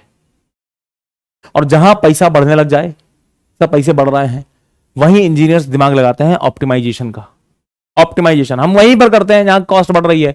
तो ये बताओ कि हम सर नंबर ऑफ टीथ बढ़ाने से मजा तो आएगा, कम से कम कितने टीथ प्रोवाइड कर दें कि हमारा काम चल जाए। ऐसे नहीं बढ़ाना कि नंबर ऑफ टीथ बढ़ाओ, कितने कर लें सर, अभी 30 हैं 40 कर लेते हैं। अरे जब तुम्हारा काम सिर्फ 34 टीथ प्रोवाइड करके चल सकता है, तो काहे 40 टीथ प्रोवाइड करोगे भाई? हम चाहते हैं कम से कम, ये बताओ कम से कम कितने टीथ प्रोवाइड कर दिए जाएं कि हमारा काम चल जाए।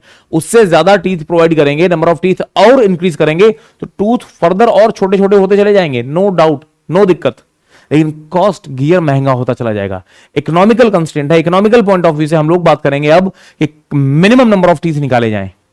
सारे बच्चों को ये बात समझ में आ रही है?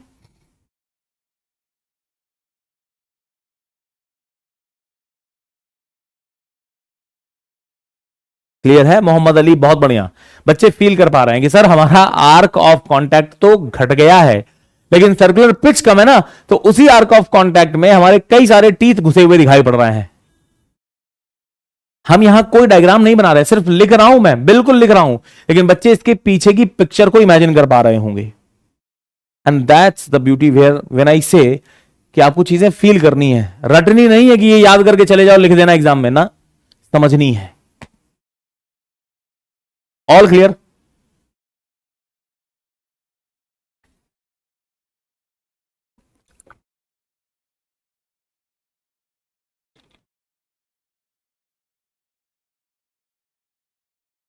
क्लियर है बेटा? जब मैं लिख कोई फॉर्मूले किताबों में जाओगे तो आर ए घटता है तो पाथ ऑफ कॉन्टेक्ट क्यों घट रहा है? क्योंकि under root something something formula लिखा है। फार्मूला फार्मूला छोड़ो, हम चीजें लिख रहे हैं, सिर्फ आर ए घट रहा है तो पाथ ऑफ कॉन्टेक्ट घटेगा। बच्चे फॉर्मूला छोड़ो, बच्चे इमेजिन कर पा रहे हैं डायग्राम में क्या हो रहा होगा।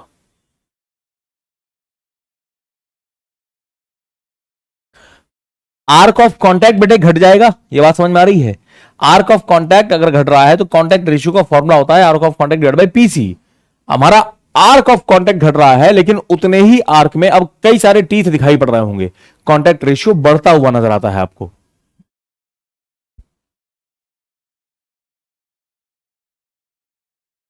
पैसा इंजीनियरिंग की अप्रोच को लिमिट कर देता है? नहीं। ऑप्टिमाइजेशन एक वर्ड है, हम लोगों को उसके बारे में सोचना पड़ेगा,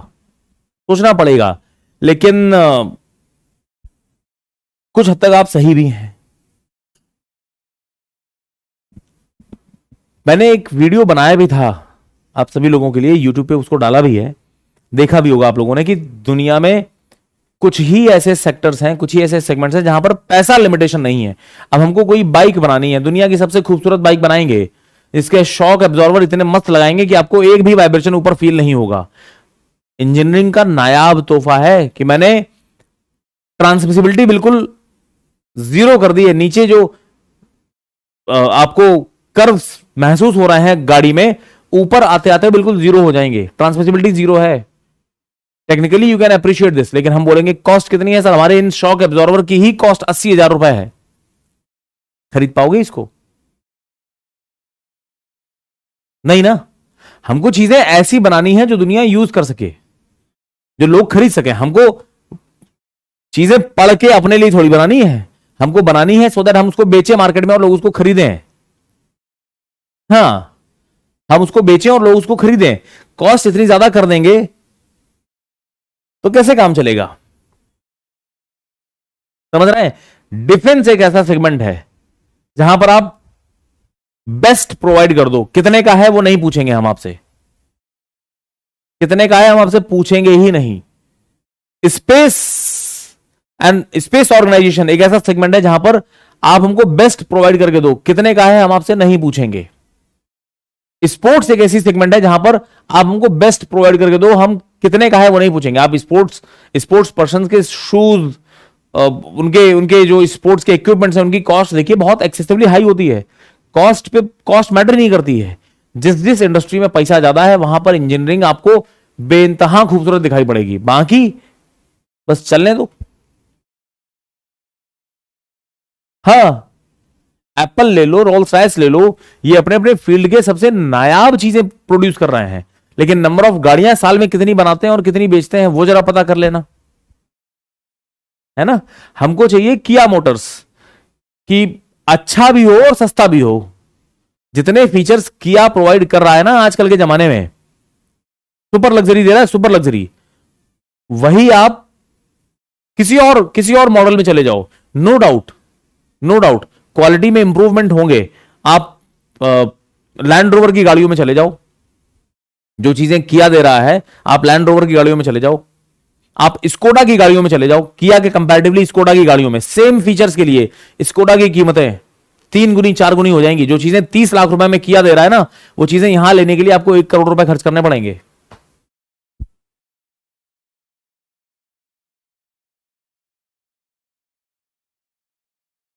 ठीक है, सेफ्टी नहीं दे पा रहा है, रीजन है तुमको मजे भी चाहिए, सेफ्टी भी चाहिए।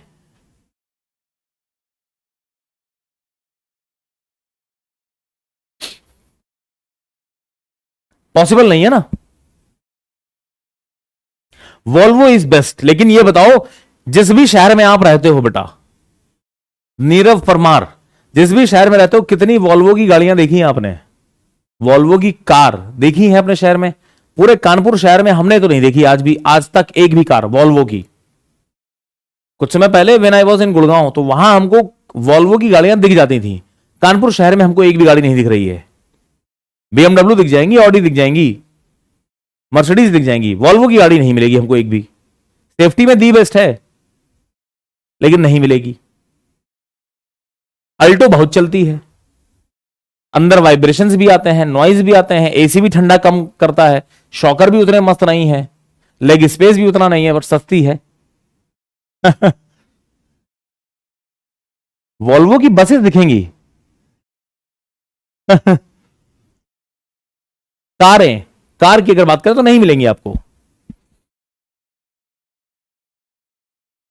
ठीक है, चलो, सारे बच्चों को यह बात समझ में आ गई कि नंबर ऑफ टीथ इंक्रीज करने से किस तरीके से टीथ का साइज डिक्रीज हो रहा है। और टीथ के साइज डिक्रीज होने का मतलब है, हमारे लिए मेजर अच्छी बात यह है कि उसकी हाइट डिक्रीज हो रही है। अडेंडम कम करना चाहते थे तो अभी तक आप घिस घिस के अडेंडम कम कर रहे थे, अब आपने नंबर ऑफ टीथ बढ़ाए हैं, अपने आप अडेंडम कम हो गया है। जब आप घिस रहे थे तो दिक्कत ये थी कि नंबर ऑफ टीथ उतने ही बने रह रहे हैं, तो कॉन्टैक्ट रेशियो अफेक्ट हो जा रहा था। अब क्या किया है, अब आपने टूथ की हाइट डिक्रीज किया और नंबर ऑफ टीथ उसी पेरीमीटर पे इंक्रीज भी कर दिए हैं। अब हम ये निकालना चाहते हैं, बिकॉज कॉस्ट, अगर ये बवाल नहीं होता, कॉस्ट नहीं बढ़ रही होती ना, तो फिर हम आगे की बात नहीं करते, गियर चैप्टर दी एंड। लेकिन कॉस्ट बढ़ रही, तो अब हमको मिनिमम कितने टीथ प्रोवाइड करने हैं वो बात करनी पड़ेगी, और अलग अलग सॉल्व करना पड़ेगा, अलग अलग सॉल्व करना पड़ेगा। पहले हम बात करेंगे कि यार पिनियन को औकात में लाओ, पिनियन गियर के ऊपर बदतमीजी ना करे। बताओ पिनियन पे मैं कम से कम कितने टीथ प्रोवाइड कर दूं सो दैट गियर पे बदतमीजी ना हो, गियर पे इंटरफेरेंस ना हो। फिर ये चीज हो गई, फिर आप बात करोगे कि अब गियर को औकात में लाते हैं कि गियर पे कम से कम कितने टीथ प्रोवाइड कर दिए जाएं कि ये पिनियन पे बदतमीजी ना करे।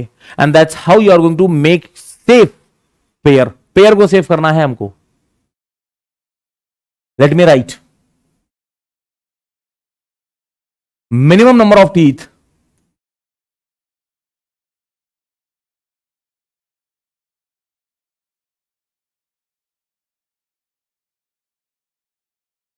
minimum number of teeth on pinion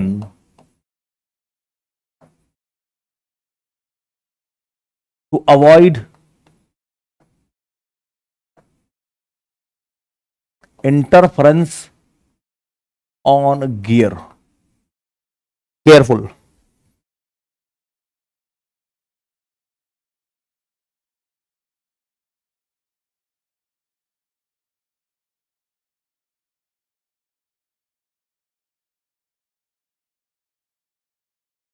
अरे बेटा, अरे बेटा,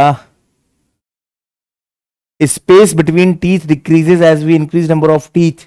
अरे स्पेस डिक्रीज हो रहा है तो टीथ की थिकनेस भी तो कम हो रही है ना, वो कोई चिंता वाली बात थोड़ी तुम्हारे लिए, वो कोई चिंता वाली बात थोड़ी तुम्हारे लिए। स्पेस कम हो रहा है सर, हम डर रहे हैं, अबे थिकनेस भी तो कम हो रही है, सब कुछ कम हो रहा है, टीथ का थिकनेस भी कम हो रहा है, स्पेस भी कम हो रहा है। कॉन्टैक्ट रेशियो बढ़ने से जैमिंग नहीं होती। देखो अलग ही सपनों में खोए हुए हैं। जैमिंग क्यों हो रही थी, जब दो टीथ के बीच में जगह कम है और अंदर यहां थिकनेस ऐसी गई है कि वो बस निकल नहीं पा रही है, इससे जैमिंग हो रही है, ना कि इससे कि एक साथ दो टीथ कांटेक्ट में आ रहे हैं या तीन टीथ कांटेक्ट में आ रहे हैं, इससे जैमिंग थोड़ी हो रही है।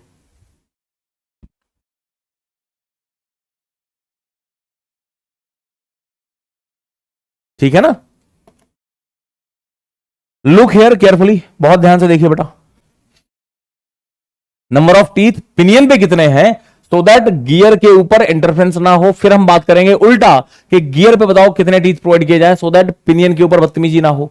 इस तरीके से हमको दो अलग अलग फॉर्मुलेज यहां से निकालने होंगे, और इसको मैं कोई फॉर्मुला वॉर्मुला नहीं बोल रहा हूं, चीजें आप डायग्राम से समझ लो। थोड़ा बहुत कभी टफ डिफिकल्ट क्वेश्चन पूछ लिया तो आप सॉल्व डायग्राम की हेल्प से ही कर पाओगे, बहुत ध्यान से समझना। ये हमारा पिनियन का पिच सर्कल दिखाई पड़ रहा है,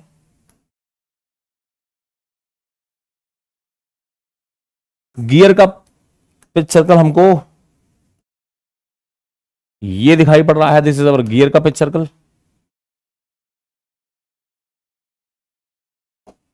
पिनियन और गियर दिखाई पड़ गए, जहां पे टच कर रहा है उसको मैं पिच पॉइंट बोल रहा हूं, और ये जो नजर आ रही है ये हमारी common tangent at pitch point I have drawn. ये लो ड्रॉ कर दिया भाई, यहां पर ये हमारा पिच पॉइंट है P. Line which is joining the centre वो आपको ये दिखाई पड़ रही है। लाइन ऑफ एक्शन हमको ये दिखाई पड़ रहा है, this is our line of action. Angle कम होते हैं तुमको दिखाने के लिए हम बहुत चीजें इनलार्ज करके बना रहे हैं। ये हमारा लाइन ऑफ एक्शन दिखाई पड़ रहा है, here forces are going to act.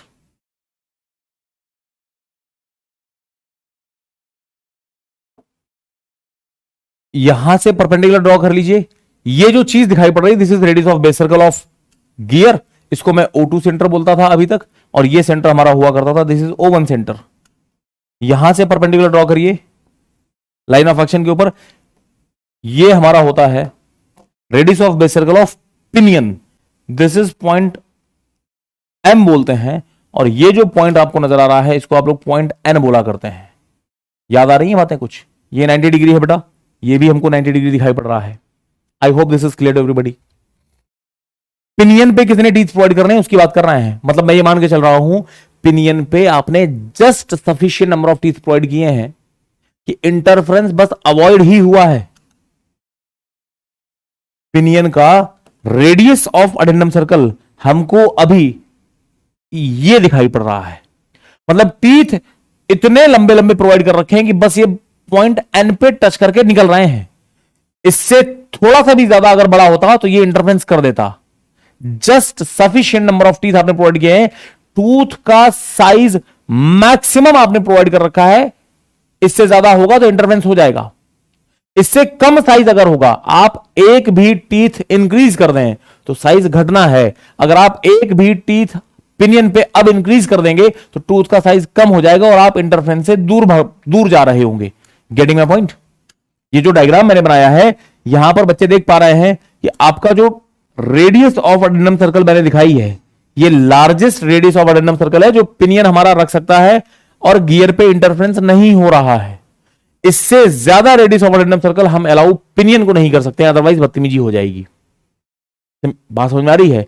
या तो आप ऐसे बोल लो कि रेडियस ऑफ अडेंडम सर्कल ये मैक्सिमम है, इससे ज्यादा होगा तो बदतमीजी होगी, या ऐसे बोल लो कि नंबर ऑफ टीथ हमने बस मिनिमम प्रोवाइड कर रखे हैं, इससे एक भी टीथ ज्यादा प्रोवाइड करोगे तो टीथ का साइज छोटा हो जाएगा, इंटरफेरेंस गॉन, कोई दिक्कत नहीं है। लेकिन टीथ अभी जितने टीथ दिखाई पड़ रहे हैं उससे एक भी टीथ कम प्रोवाइड किया तो टीथ थोड़ा सा बड़ा हो जाएगा और वो बेस सर्कल के अंदर टच कर जाएगा। बात समझ में आ रही है? ये जो रेडियस ऑफ अडेंडम सर्कल दिखाई है मैंने सबसे बड़ी वाली दिखाई है। इस कंडीशन के लिए मैं आपसे बातें कर रहा हूं। How do we write? How do we write? For this condition we will calculate कितने नंबर ऑफ टीथ अभी हमको पिनियन में दिख रहे हैं, और जितने टीथ हमको पिनियन में दिख रहे हैं इसी को मैं बोलूंगा ये मेरा मिनिमम नंबर ऑफ टीथ है। इससे ज्यादा टीथ प्रोवाइड करो, सेफ रहोगे आप। टीथ इससे ज्यादा ही होने चाहिए, इससे कम नहीं होने चाहिए। बात समझ में आ रही है? दिस इज पॉइंट पी, इसको मैं पिच पॉइंट बोल रहा हूं। दिस इज हमारा, ये हमारा पिच पॉइंट है बेटा, ये पॉइंट एन है, ये पॉइंट O1 है। दिस इज एंगल, क्या बोलते थे आप इसको, ये एंगल हमारा होता था फाई, और टेंजेंट और ये एंगल 90 डिग्री दिखाई पड़ रहा है। अगर आप ट्राइंगल O1PN को देखो, लुक हियर, ट्राइंगल O1PN, क्या मैं लिख सकता हूं? कौन से ट्राइंगल की बातें हो रही है? मैं बात कर रहा हूं इस ट्राइंगल के बारे में आपसे। ये ट्राइंगल जो दिख रहा है, इस ट्राइंगल में मैं कोसाइन रूल लगा दूं, cos 90 प्लस फाई क्या लिखा जा सकता है सर? ये जो व्हाइट कलर की दिख रही है this is radius of pitch circle of the pinion, small r, small r. और ये जो दिख रहा है ये है आपकी radius of addendum circle of pinion. In fact ये maximum radius of addendum circle of pinion है, maximum radius of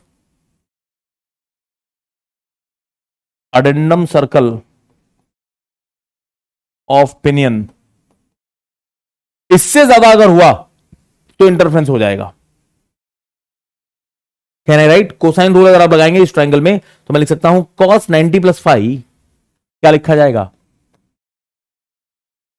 cos 90 plus phi will be equal to ये स्क्वायर प्लस ये स्क्वायर माइनस ये स्क्वायर। और ये वैल्यू कितनी है बेटा? अगर मैं इसको बोल रहा हूं this is our capital R, तो ये एंगल फाई है। कल देखा था हमने, ये भी एंगल हमारा फाई होता था। ये फाई है, ये 90 माइनस फाई है, ये 90 है तो ये फाई हो जाएगा।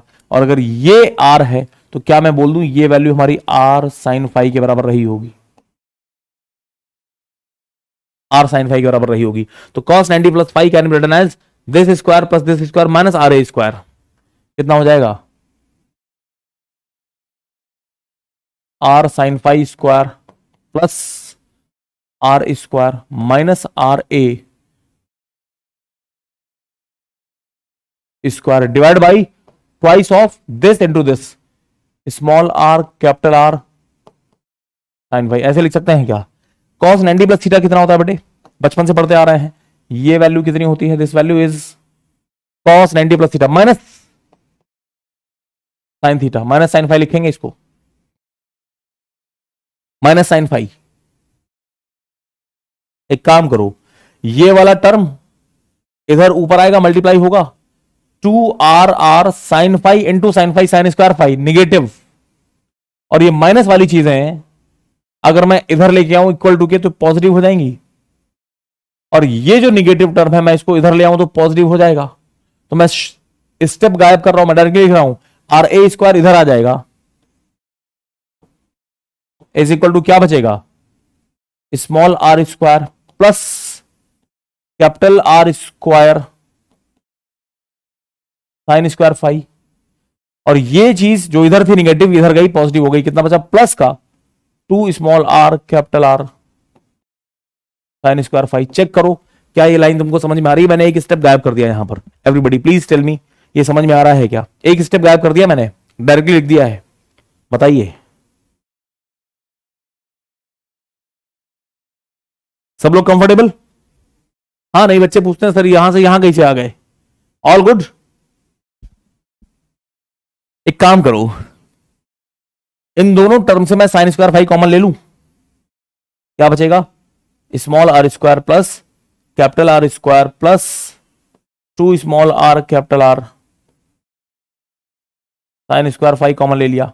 एक काम करो, इस पूरे से स्मॉल आर स्क्वायर कॉमन ले लो, स्मॉल आर स्क्वायर अगर मैंने कॉमन लिया पूरे से तो क्या बचेगा, अंदर यहां पर बचेगा 1 plus small r square common लोगे, यहां बचेगा capital r square divide by small r square plus twice small r capital r divide by small r square करोगे तो आर से स्क्वायर कैंसिल हो गया, क्या बचा ऊपर capital r divide by small r बचा यहां पर sine square phi bracket closed. ये जो टर्म आपको दिखाई पड़ रहा है capital are by small are, ये क्या होता है बहुत ध्यान से समझो, सुनो सुनो सुनो बेटा सुनो। दो टर्म होते हैं, एक टर्म जिसको आप लोग वेलोसिटी रेशियो से जानते हैं, वेलोसिटी रेशियो गियर्स की दुनिया में कैसे डिफाइन किया जाता है sir? Velocity ratio is defined as angular velocity of driver divide by angular velocity of driven. कौन ड्राइवर है कौन ड्रिवन है? ड्राइवर की स्पीड डिवाइड बाई ड्रिवन की speed. Most of the time आपका पिनियन ड्राइवर होता है, जनरली पिनियन ड्राइवर होता है, और अगर पिनियन ड्राइवर है स्मॉल टी टीथ होते हैं तो omega driver divide by driven number of teeth reciprocal दिखाई पड़ेंगे। अगर पिनियन ड्राइवर है तो पिनियन के टीथ नीचे आएंगे और ड्रिवन यानी गियर के टीथ ऊपर आएंगे। अगर पिनियन ड्राइवर है तो मैं लिखूंगा, अगर हमारा पिनियन ड्राइवर है तो फिर लिखा जाएगा ड्राइवर अपॉन ड्रिवन की स्पीड, ड्राइवर के टीथ नीचे आएंगे स्मॉल टी और ऊपर ड्रिवन के टीथ आएंगे कैपिटल टी। लेकिन ऐसा हर बार जरूरी है मैं नहीं बोल रहा हूं, यही हो सकता है मैं नहीं बोल रहा हूं। जनरली पिनियन ड्राइवर होता है तो जनरली आपको velocity ratio capital T by small T की फॉर्म में दिखेगा। लेकिन अगर गियर इज ड्राइवर, जो कि हो सकता है, अगर आपने ड्राइवर बनाया है आपके गियर को तो फिर अब आप पूछोगे ड्राइवर की स्पीड डिवाइड बाय ड्रिवन की स्पीड कितनी है, तो ड्राइवर के टीथ नीचे आएंगे। ड्राइवर कौन है? गियर, कैपिटल टी, तो कैपिटल टी नीचे आ जाएगा आपका और स्मॉल टी आपका ऊपर चला जाएगा। डिपेंडिंग अपॉन आपने किसको ड्राइवर बनाया है किसको ड्रिवन बनाया है, वेलोसिटी रेशियो का फॉर्मूला आपका उल्टा हो सकता है। हमेशा ड्राइवर की स्पीड डिवाइड बाय ड्रिवन की स्पीड निकालनी है, तो आपका जो वेलोसिटी रेशियो है वो आप देखेंगे तो हो सकता है capital T upon small T मोर देन 1 भी दिखाई पड़े, हो सकता है लेस देन 1 भी दिखाई पड़े। ज्यादातर टाइम हम लोग स्पीड रिडक्शन डिवाइस के तौर पे इसको इस्तेमाल करते हैं। पिनियन हाई स्पीड में घूम रहा है, गियर हमारा कम स्पीड से घूमेगा, लेकिन कभी कभी गियर को मोटर से कनेक्ट कर देते हैं और पिनियन से हम आउटपुट लेते हैं, ऐसा भी होता है। तो आपका वेलोसिटी रेशियो 1 से कम है ज्यादा है हो सकता है, कोई बड़ी बात नहीं है, कोई बड़ी बात नहीं है। Now on the other hand gear ratio एक टर्म डिफाइन किया जाता है जिसको हम लोग जी से रिप्रेजेंट करते हैं, और यह डिफाइन किया जाता है हमेशा, कोई फर्क नहीं पड़ता कि ड्राइवर कौन है, पिनियन ड्राइव कर रहा है या गियर ड्राइव कर रहा है, यह हमेशा capital T by small T से ही डिफाइन किया जाता है, और इसकी वैल्यू हमेशा मोर देन 1 होती है ऑलवेज। मतलब एग्जाम में तुमसे बोले कि हमारा वेलोसिटी रेशियो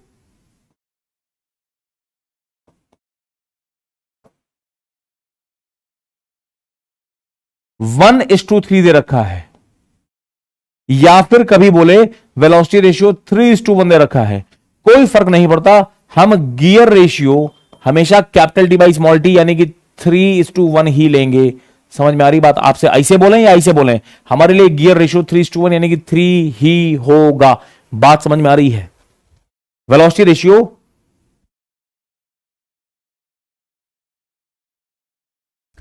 बेटे, वेलोसिटीज टीथ के रेसिप्रोकल दिखाई पड़ती हैं। ऊपर ड्राइवर अगर पिनियन ड्राइवर है तो पिनियन के टीथ नीचे आएंगे। यहां पर वेलोसिटीज ω1/ω2 T2/T1 होता है। यह बात हम लोग बोल चुके हैं इससे पहले।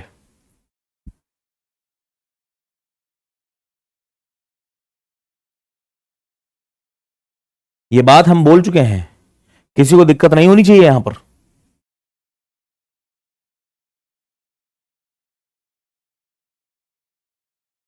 ठीक है? यस। वेलोसिटी रेशियो फिर से मैं बोल रहा हूं, 1 से ज्यादा भी दिया हो सकता है, 1:3 भी दिया हो सकता है, 3:1 भी दिया हो सकता है, डिपेंडिंग अपॉन आप वेलोसिटी बढ़ा रहे हैं या घटा रहे हैं। लेकिन गियर रेशियो हमेशा capital T by small T के टर्म्स में ही डिफाइन किया जाता है। किसी पेयर का गियर रेशियो बड़ा gear divided by number of teeth on छोटा गियर, ऐसे ही डिफाइन किया जाता है। यह बात भी हमको मालूम है कि सर जिस रेशियो में टीथ हैं उसी रेशियो में हमको रेडियस और डायमीटर भी दिखाई पड़ेंगे। बात कर चुके हैं हम लोग। तो क्या मैं लिख दूं? कहां से लिखा था? मॉड्यूल से। d/t is equal to small d/t होगा, यानी कि capital D by small D यानी कि capital R by small are, ये value capital T upon small T के बराबर होगी। बात समझ में आ रही है? यानी कि जहां पर मुझे capital T by small t gear ratio दिख रहा है, तो मैं capital R by small r की जगह पर भी तो वही लिख सकता हूं। इस फॉर्मूले में जहां पर capital R by small R आ रहा है, क्या मैं यहां पर गियर रेशियो G लिख दूं? और अगर मैं G लिखूंगा कितना हो जाएगा? G² plus 2G। तो G कॉमन ले लूं, क्या बचेगा अंदर? G plus 2 into G sine square phi, something like this you are going to get. तो मेरे सामने RA² की वैल्यू कितनी आ जाएगी?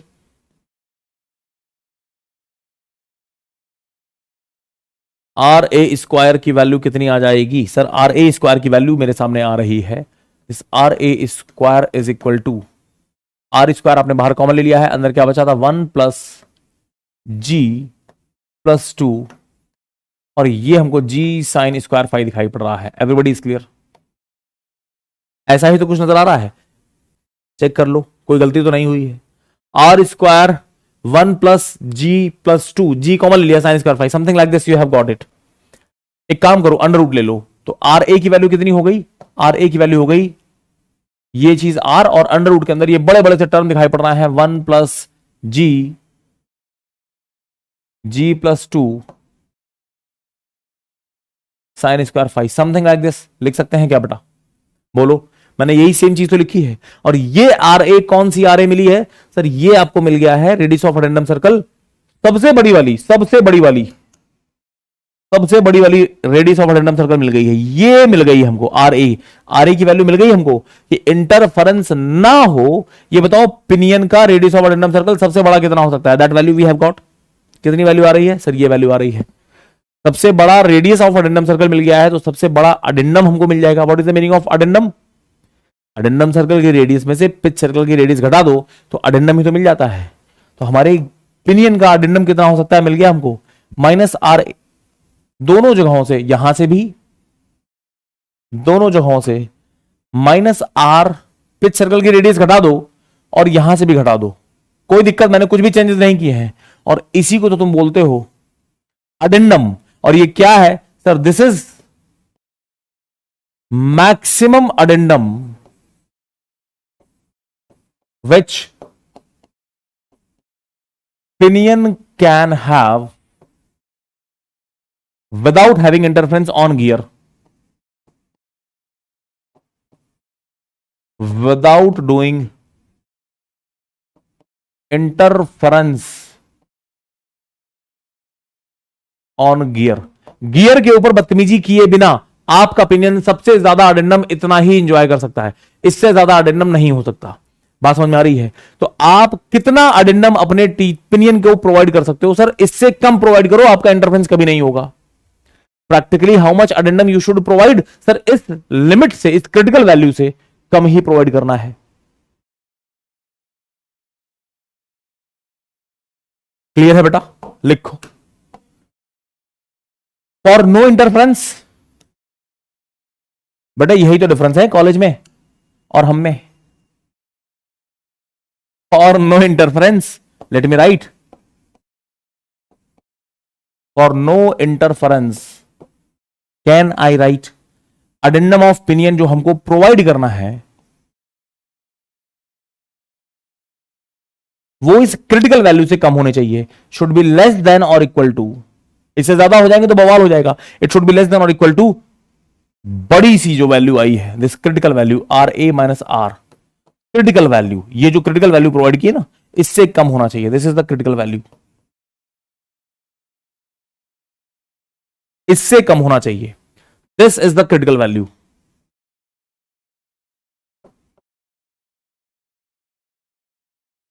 इससे कम होना चाहिए। और अडेंडम जो हम प्रोवाइड कर रहे हैं, आप चाहें तो इसको समथिंग एमएम में लिख दें कि 4 mm प्रोवाइड किया है, 10 mm प्रोवाइड किया है, या तो आप अडेंडम को एमएम में प्रोवाइड लिख दें कितना है, या फिर आप अडेंडम को इन टर्म्स ऑफ मॉड्यूल भी तो लिख ही सकते हो ना। ये बात हम बोल चुके हैं, addendum can also be written in terms of module. तो आप जो अडेंडम प्रोवाइड करने वाले हैं मॉड्यूल के टर्म्स में लिखोगे। पिनियन का अडेंडम है ना, मैंने आपको बोला था कि पिनियन के अडेंडम को आप लिखते हो fractional addendum of pinion times module. किसी बच्चे को इसमें दिक्कत तो नहीं है, मैं अडेंडम को ऐसे लिख सकता हूं क्या, मॉड्यूल के टर्म्स में ही तो लिखते हैं, ऐसे लिख सकते हैं क्या। This should be less than और इक्वल टू ये वैल्यू, और ये वैल्यू कितनी है बेटा, ये बड़ा सा टर्म आ रहा है, आर कॉमन ले ले यहां से, अंदर क्या बचेगा, ब्रैकेट के अंदर आर कॉमन ले लोगे, बचेगा अंडर रूट में 1 plus G plus 2 sine square five, under root के बाहर -1 हमको दिखाई पड़ रहा है, यही तो नजर आ रहा है। और मॉड्यूल को क्या लिखा जाता है, पिनियन के मॉड्यूल को हम लोग लिखते हैं, लेट मी राइट, सर ये जो मॉड्यूल है, मॉड्यूल को in terms of radius m is equal to diameter divide by teeth, तो हम क्या लिखेंगे, डायमीटर, या एक काम कर लो, हम रेडियस को लिख लेते हैं इन टर्म्स ऑफ मॉड्यूल। रेडियस को क्या लिखा जाएगा, mt/2, mt डिवाइड बाई 2, ऐसे लिखा जा सकता है क्या, रेडियस को mt/2 लिख सकते हैं क्या। अरे यार, module is equal to diameter divide by thickness होता है, तो डायमीटर को मैंने लिखा twice of r divide by t, तो radius can be written as mt divide by 2, that's what I have written here, mt/2। Solve कर लो, कुछ चीजें कैंसिल हो जाएंगी बेटे यहां से, ये आपका मॉड्यूल से मॉड्यूल ये कैंसिल हो गया, क्या बचेगा t/2, AP should be less than और equal to t/2 something, t यहीं रखो, बाकी सारी चीजें नीचे आ जाएंगी, 2 ऊपर जाएगा, बाकी सारी चीजें नीचे आ जाएंगी।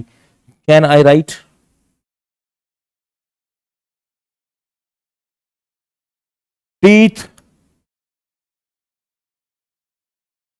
टीथ यहीं पर बचेगा, it should be more than और equal to, it should be more than और इक्वल टू कितना, ये 2 गया ऊपर AP के साथ, twice of AP divided by under root के अंदर बड़े बड़े से term 1 plus G plus 2 sine square five, under root के बाहर यहां पर -1 दिखाई पड़ रहा है। I hope everybody is clear, ये बात समझ में आ रही है। नंबर ऑफ टीथ पिनियन में कितने प्रोवाइड करने हैं वो हमको मिल गया कि sir number of teeth pinion में इस वैल्यू से ज्यादा या इसके बराबर होने चाहिए। बराबर प्रोवाइड कर रहे हैं तो आप बस टच करके निकल रहे हो क्रिटिकल पॉइंट को, इससे ज्यादा प्रोवाइड कर दोगे हम सेफ हैं। यहां से जो भी आंसर आएगा वो हमारे मिनिमम नंबर ऑफ टीथ की रिक्वायरमेंट बता रहा है, वो प्रोवाइड करो या उससे ज्यादा टीथ प्रोवाइड करो, हम खुश हैं। उससे एक भी टीथ कम प्रोवाइड किया तो टीथ बड़ा हो जाएगा और आपको नॉन इन्वॉल्यूट पोर्शन पे टच करके इंटरफेरेंस करता हुआ दिखाई पड़ रहा होगा। और जैसे हमने बातें की हैं पिनियन के लिए, वैसे ही आप बात करते हो गियर के लिए। अच्छा, teeth should be more than और इक्वल टू दिस वैल्यू, तो क्या मैं इसी को लिख सकता हूं कुछ इस तरीके से कि भाई minimum number of teeth, t minimum कितना है, equal to teeth should be more than this value, यानी कि मिनिमम टीथ कितने हैं, equal to twice of AP divide by under root 1 plus G plus 2 sine square five under root के बाहर -1 दिखाई पड़ रहा है, समथिंग लाइक दिस। एक तो तरीका ये है, मैं इधर लिखता हूं, ये हमारा फॉर्मूला हो गया। सिमिलरली सॉल्व नहीं करेंगे, सिमिलरली अब आप बातें गियर के लिए कर रहे होंगे। गियर के लिए टी जब निकालेंगे तो कैपिटल टी मिनिमम की जो वैल्यू आ रही है मेरे सामने वो निकल के आ जाएगी ट्वाइस ऑफ, जैसे ये फ्रैक्शनल अडेंडम ऑफ पिनियन लिखा है, आप फ्रैक्शनल अडेंडम ऑफ यहां पर गियर लिखोगे डिवाइडेड बाई अंडर रूट के अंदर जहां पर जी आ रहा है, capital are by small R रखा होगा, चीजें रिवर्स में आ गई होंगी small R by capital R के टर्म्स में।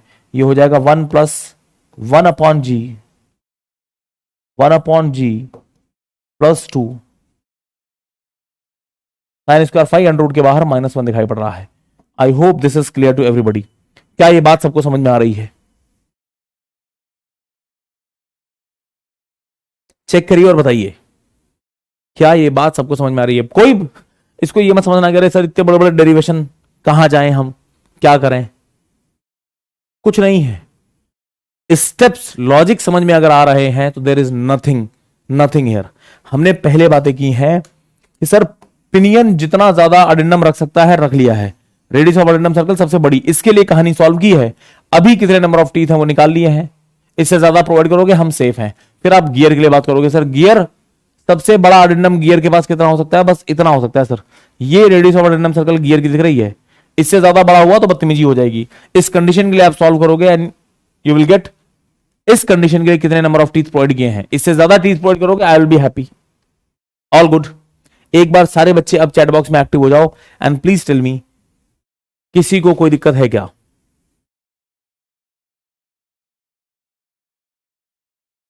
गेट में क्या पूछेगा सर अभी बताते हैं।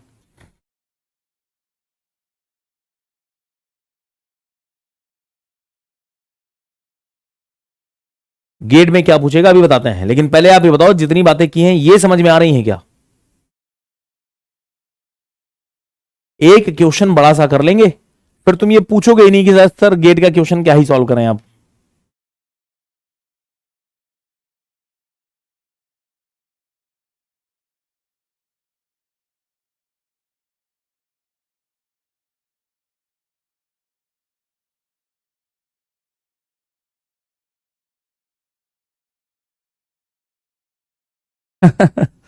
गियर का डेरिवेशन डायग्राम बता दो। डेरिवेशन यही तो है बेटा, यही से डिराइव किया हमने।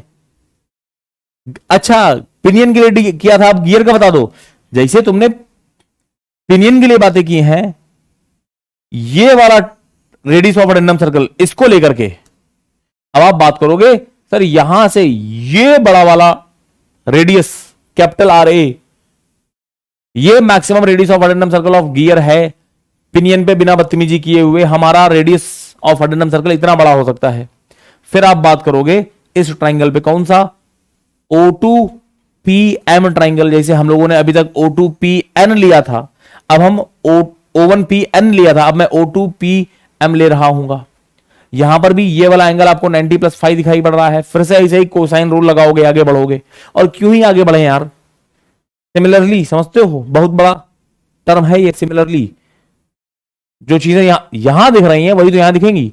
जब हमने पाथ ऑफ कांटेक्ट निकाले थे तो आपने नहीं पूछा था कि केपी निकाला है पीएल निकाल के दिखाओ। अरे भैया जैसे केपी निकाला वैसे पीएल निकल जाएगा। जहां जहां पिनियन के टर्म्स की बातें हो रही है वहां वहां गियर के टर्म्स की बातें होंगी। वही तो लिखा है, जहां जहां पिनियन के टर्म्स दिख रहे थे गियर लगा दिया। अब जो कैपिटल जी है ये capital are by small r होता है ना, तो अब पिनियन और गियर रिप्लेस हो जाएंगे तो ऊपर small r divide by capital r हो जाएगा। इसको 1/G लिख दिया मैंने, दैट्स इट, सिंपल सी बात। गियर रेशियो क्यों एक से ज्यादा होता है ऐसे ही डिफाइन करते हैं। दो पेयर आप जब ले रहे हो हमको इससे फर्क नहीं पड़ता कि इनपुट में कितनी स्पीड दी थी आउटपुट में स्पीड घट के मिल रही है क्या, या इनपुट में स्पीड छोटी दी थी आउटपुट में स्पीड बढ़ के मिल रही है क्या, हमको इससे मतलब नहीं है। हमको गियर रेशियो ये बताओ कि ये दो चीजें जब एक साथ लगाओगे तो ये वेलोसिटी को आधा करने की कैपेसिटी रखते हैं। ये गियर रेशियो ऐसे डिफाइन किया जाता है, वेलोसिटी को आधा करने की, डबल करने की कैपेसिटी रखते हैं। बस इतना बता दो। एक में कैपिटल टी टीथ 40 है, दूसरे में 20 है, तो मैं समझ गया गियर रेशियो 2 का प्रोवाइड किया जा सकता है। अब आप गियर रेशियो, अब आप वेलोसिटी रेशियो यहां से 2 निकाल रहे हो या 1/2 निकाल रहे हो, ये आपकी मर्जी है। इस पेयर के अंदर जादू है कि गियर दो का रेशियो आपको वेलोसिटीज में दे सकते हैं। आप चाहे 1/2 निकाल लें या 2/1 निकाल लें, ये आपकी मर्जी है।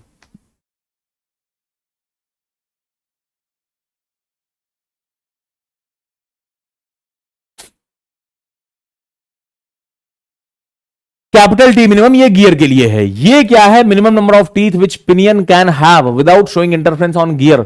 और ये क्या है? Minimum number of teeth on gear without having interference on pinion. Gear को इतने टीथ प्रोवाइड कर दो कम से कम, तो पिनियन पे बदतमीजी नहीं करेगा, अदरवाइज पिनियन पे बदतमीजी होना तय है। Is this clear to everybody? आपकी एक बात का जवाब और अभी तक मैं आप लोगों को नहीं बता पा रहा था, अब बात कर सकते हैं। कुछ बच्चे पूछ रहे थे कि सर प्रेशर एंगल कम करने में हमको मजा आ रहा है, तो हम क्यों ना उसको 0 डिग्री कर लें। 20 प्रेशर एंगल बढ़ाने से क्या नुकसान है मैं दिखा चुका हूं। रेडियल कंपोनेंट बढ़ जाएगा, इससे क्या दिक्कत है? मैं प्रेशर एंगल कम कर लूं, मजा आ जाएगा sir. Look here carefully, formula देखो तुम बहुत गौर से, चाहे ये फॉर्मूला देख लो या ये फॉर्मूला देख लो। प्रेशर एंगल को अगर मैं कम करूंगा, क्या लगता है? प्रेशर एंगल पहले तो कहां से कहां तक हो सकता है सर? ये रेडियस वाली लाइन होती थी, ये हमारा टेंजेंट होता था, और लाइन ऑफ एक्शन हमारा ये होता था, ये होते थे प्रेशर एंगल। प्रेशर एंगल 0 से 90 के बीच में कोई वैल्यू ले सकता है, बढ़ाते बढ़ाते आप 90 कर दोगे, उससे ज्यादा कुछ होगा नहीं। अगर आप प्रेशर एंगल को बढ़ाना शुरू करेंगे, फाई की वैल्यू बढ़ाओगे, तो साइन फाई की वैल्यू, साइन ये होता है 0 से लेकर के 90 तक, साइन की वैल्यू जब आप बढ़ाते हैं तो ये बढ़ता ही है। 0 से 90 जब आप कर रहे हैं तो साइन की वैल्यू बढ़ेगी ही। तो आपका फाई की वैल्यू अगर आप घटा रहे हैं, फाई की वैल्यू हम कम क्यों नहीं कर रहे हैं वो समझो। बढ़ाने से क्या नुकसान है हम बता चुके हैं। अब अगर फाई की वैल्यू को मैं कम करने बैठ जाऊं, फाई कम होगा तो साइन फाई वाले टर्म छोटे हो जाएंगे। साइन फाई वाले टर्म छोटे हो गए तो छोटा -1 करोगे, ये टर्म पूरा और छोटा हो जाएगा। अब नीचे वाले टर्म अगर छोटे हो गए हैं तो तुम्हें नहीं लगता कि नंबर ऑफ टीथ की रिक्वायरमेंट थोड़ी सी बढ़ जाएगी? अरे भाई बोलो, ये बात समझ में आ रही है क्या? फॉर्मूले से दिख रहा है, as pi decreases, number of teeth की जो रिक्वायरमेंट है, चाहे वो स्मॉल टी मिनिमम हो या कैपिटल टी मिनिमम हो, मिनिमम नंबर ऑफ टीथ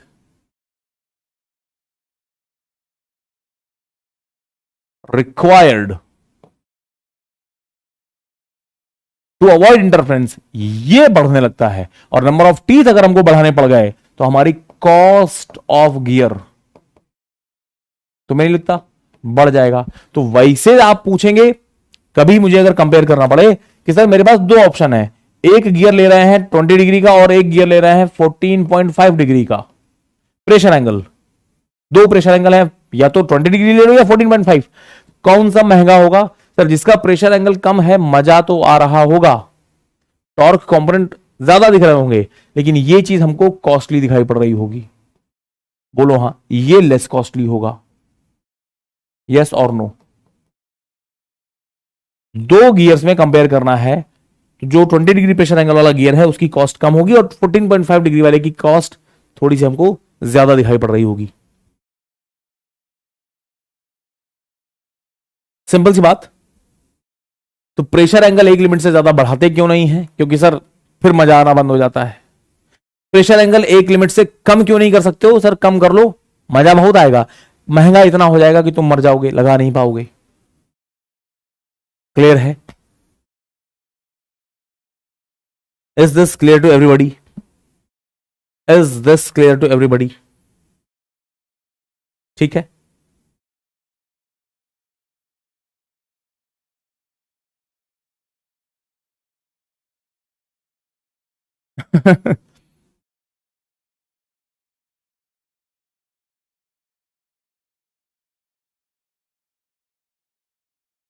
ये कौन बोला? शशांक पूछ रहे हैं, why teeth are nearly rectangular but not rectangular in shape. किसने कह दिया टीथ रेक्टेंगुलर होते हैं? कैसी बात कर रहे हो? मतलब इतनी बड़ी बड़ी बातें करने के बाद, इतने बड़े बड़े डायग्राम देखने के बाद, इन्वॉल्यूट कर्व देखने के बाद, धागा खोलने के बाद तुम हमसे बोलोगे कि टीथ रेक्टेंगुलर होते हैं? हैं? और बच्चे जो है ना क्वेश्चन में ऐसा पूछते हैं, ऑप्शन ही नहीं देते हैं। बच्चा पूछ नहीं रहा है कि सर टीथ रेक्टेंगुलर होते हैं क्या, बच्चा कह रहा है sir teeth rectangular, nearly rectangular क्यों होते हैं, रेक्टेंगुलर क्यों नहीं होते हैं। मतलब अगर सामने वाला थोड़ा सा भी कमजोर हो, जैसे वाइवा में बच्चा पहुंच जाए ना, अगर हमारी हालत वो हो तो बच्चा दो ही ऑप्शन देख ले, मर जाए वहीं पर। वो ये बोलना ही भूल जाएगा कि अबे ये क्या पूछ रहा हो, इन्वॉल्यूट होता है, ये रेक्टेंगुलर क्या चीजें होती हैं। बच्चे ने दो ही ऑप्शन दिए हैं कि सर रेक्टेंगुलर क्यों नहीं होता, नियरली रेक्टेंगुलर क्यों होता है। अब हम सोच रहे हैं यार ये क्या पूछ रहा है, हम भूल गए कि इन्वॉल्यूट भी कोई चीज होती थी, कुछ भी। कहां रेक्टेंगुलर, रेक्टेंगुलर टीथ कहां देख लिए तुमने, इन्वॉल्यूट टीथ होते हैं बेटे। प्रोफाइल की अगर आप बात करोगे, प्रोफाइल्स आर कर्व्ड, इन्वॉल्यूट होते हैं, ठीक है। आई होप ये डेरिवेशन आप लोगों को समझ में आ गया होगा। अभी फिलहाल के लिए हम लोग यहीं रुकेंगे, अभी फिलहाल के लिए हम लोग यहीं पर रुकेंगे। ब्रेक के बाद डिनर कर लीजिए, ब्रेक के बाद मिलते हैं। तो मैं आप लोगों को दिखाऊंगा कि रैक एंड पिनियन गियर में हम लोग ऐसी ही बातें, इंटरफेरेंस वाली बातें अगर करेंगे तो क्या सिचुएशन दिखाई पड़ेगी, रैक एंड पिनियन क्या होता है। And then we will talk about examination में क्वेश्चन किस तरीके से आप लोगों से पूछे जाते हैं। और सिर्फ एक क्वेश्चन हम सॉल्व करेंगे, सिर्फ एक क्वेश्चन, और वो एक subjective question will be more than enough to clear all the concepts of gear. उसके बाद मैं कोई न्यूमेरिकल सॉल्व नहीं करूंगा तुम्हारे सामने। उसके बाद आप गेट में पूछे गए जितने भी क्वेश्चंस हैं, आईईएस में पूछे गए जितने भी क्वेश्चंस हैं, अपने मन से सॉल्व कर पाओगे। क्लियर है बेटा, ठीक है। हाँ, इसीलिए हम कह रहे हैं कि बच्चे आपस में एक दूसरे के क्वेश्चन मत देखा करो, क्योंकि तुम इतने गंदे गंदे क्वेश्चन पूछ लेते हो कभी कभी कि एक बच्चे ने क्वेश्चन पूछा और दूसरा बच्चा जवाब देने में लगा है कि यार सही तो कह रहा है, ये रेक्टेंगुलर क्यों नहीं होता, रेक्टेंगुलर क्यों, नियरली रेक्टेंगुलर क्यों होता, बच्चा लगा हुआ है। अभी हमसे टेलीग्राम में एक बच्चे ने आज क्वेश्चन पूछा कि सर अब आप बोल रहे हो फ्रिक्शन से हमको दिक्कत हो रही है, अभी तक आप बोल रहे थे कि वो फ्रिक्शन की वजह से डिस्क घूमती है। हमने कहा बेटा कहां खोए हो, जब फ्रिक्शनल डिस्क की बातें हो रही थी तो फ्रिक्शन मजा दे रहा था, लेकिन अब फ्रिक्शनल डिस्क से घुमाते घुमाते अब आप गियर्स की दुनिया में आ गए हो।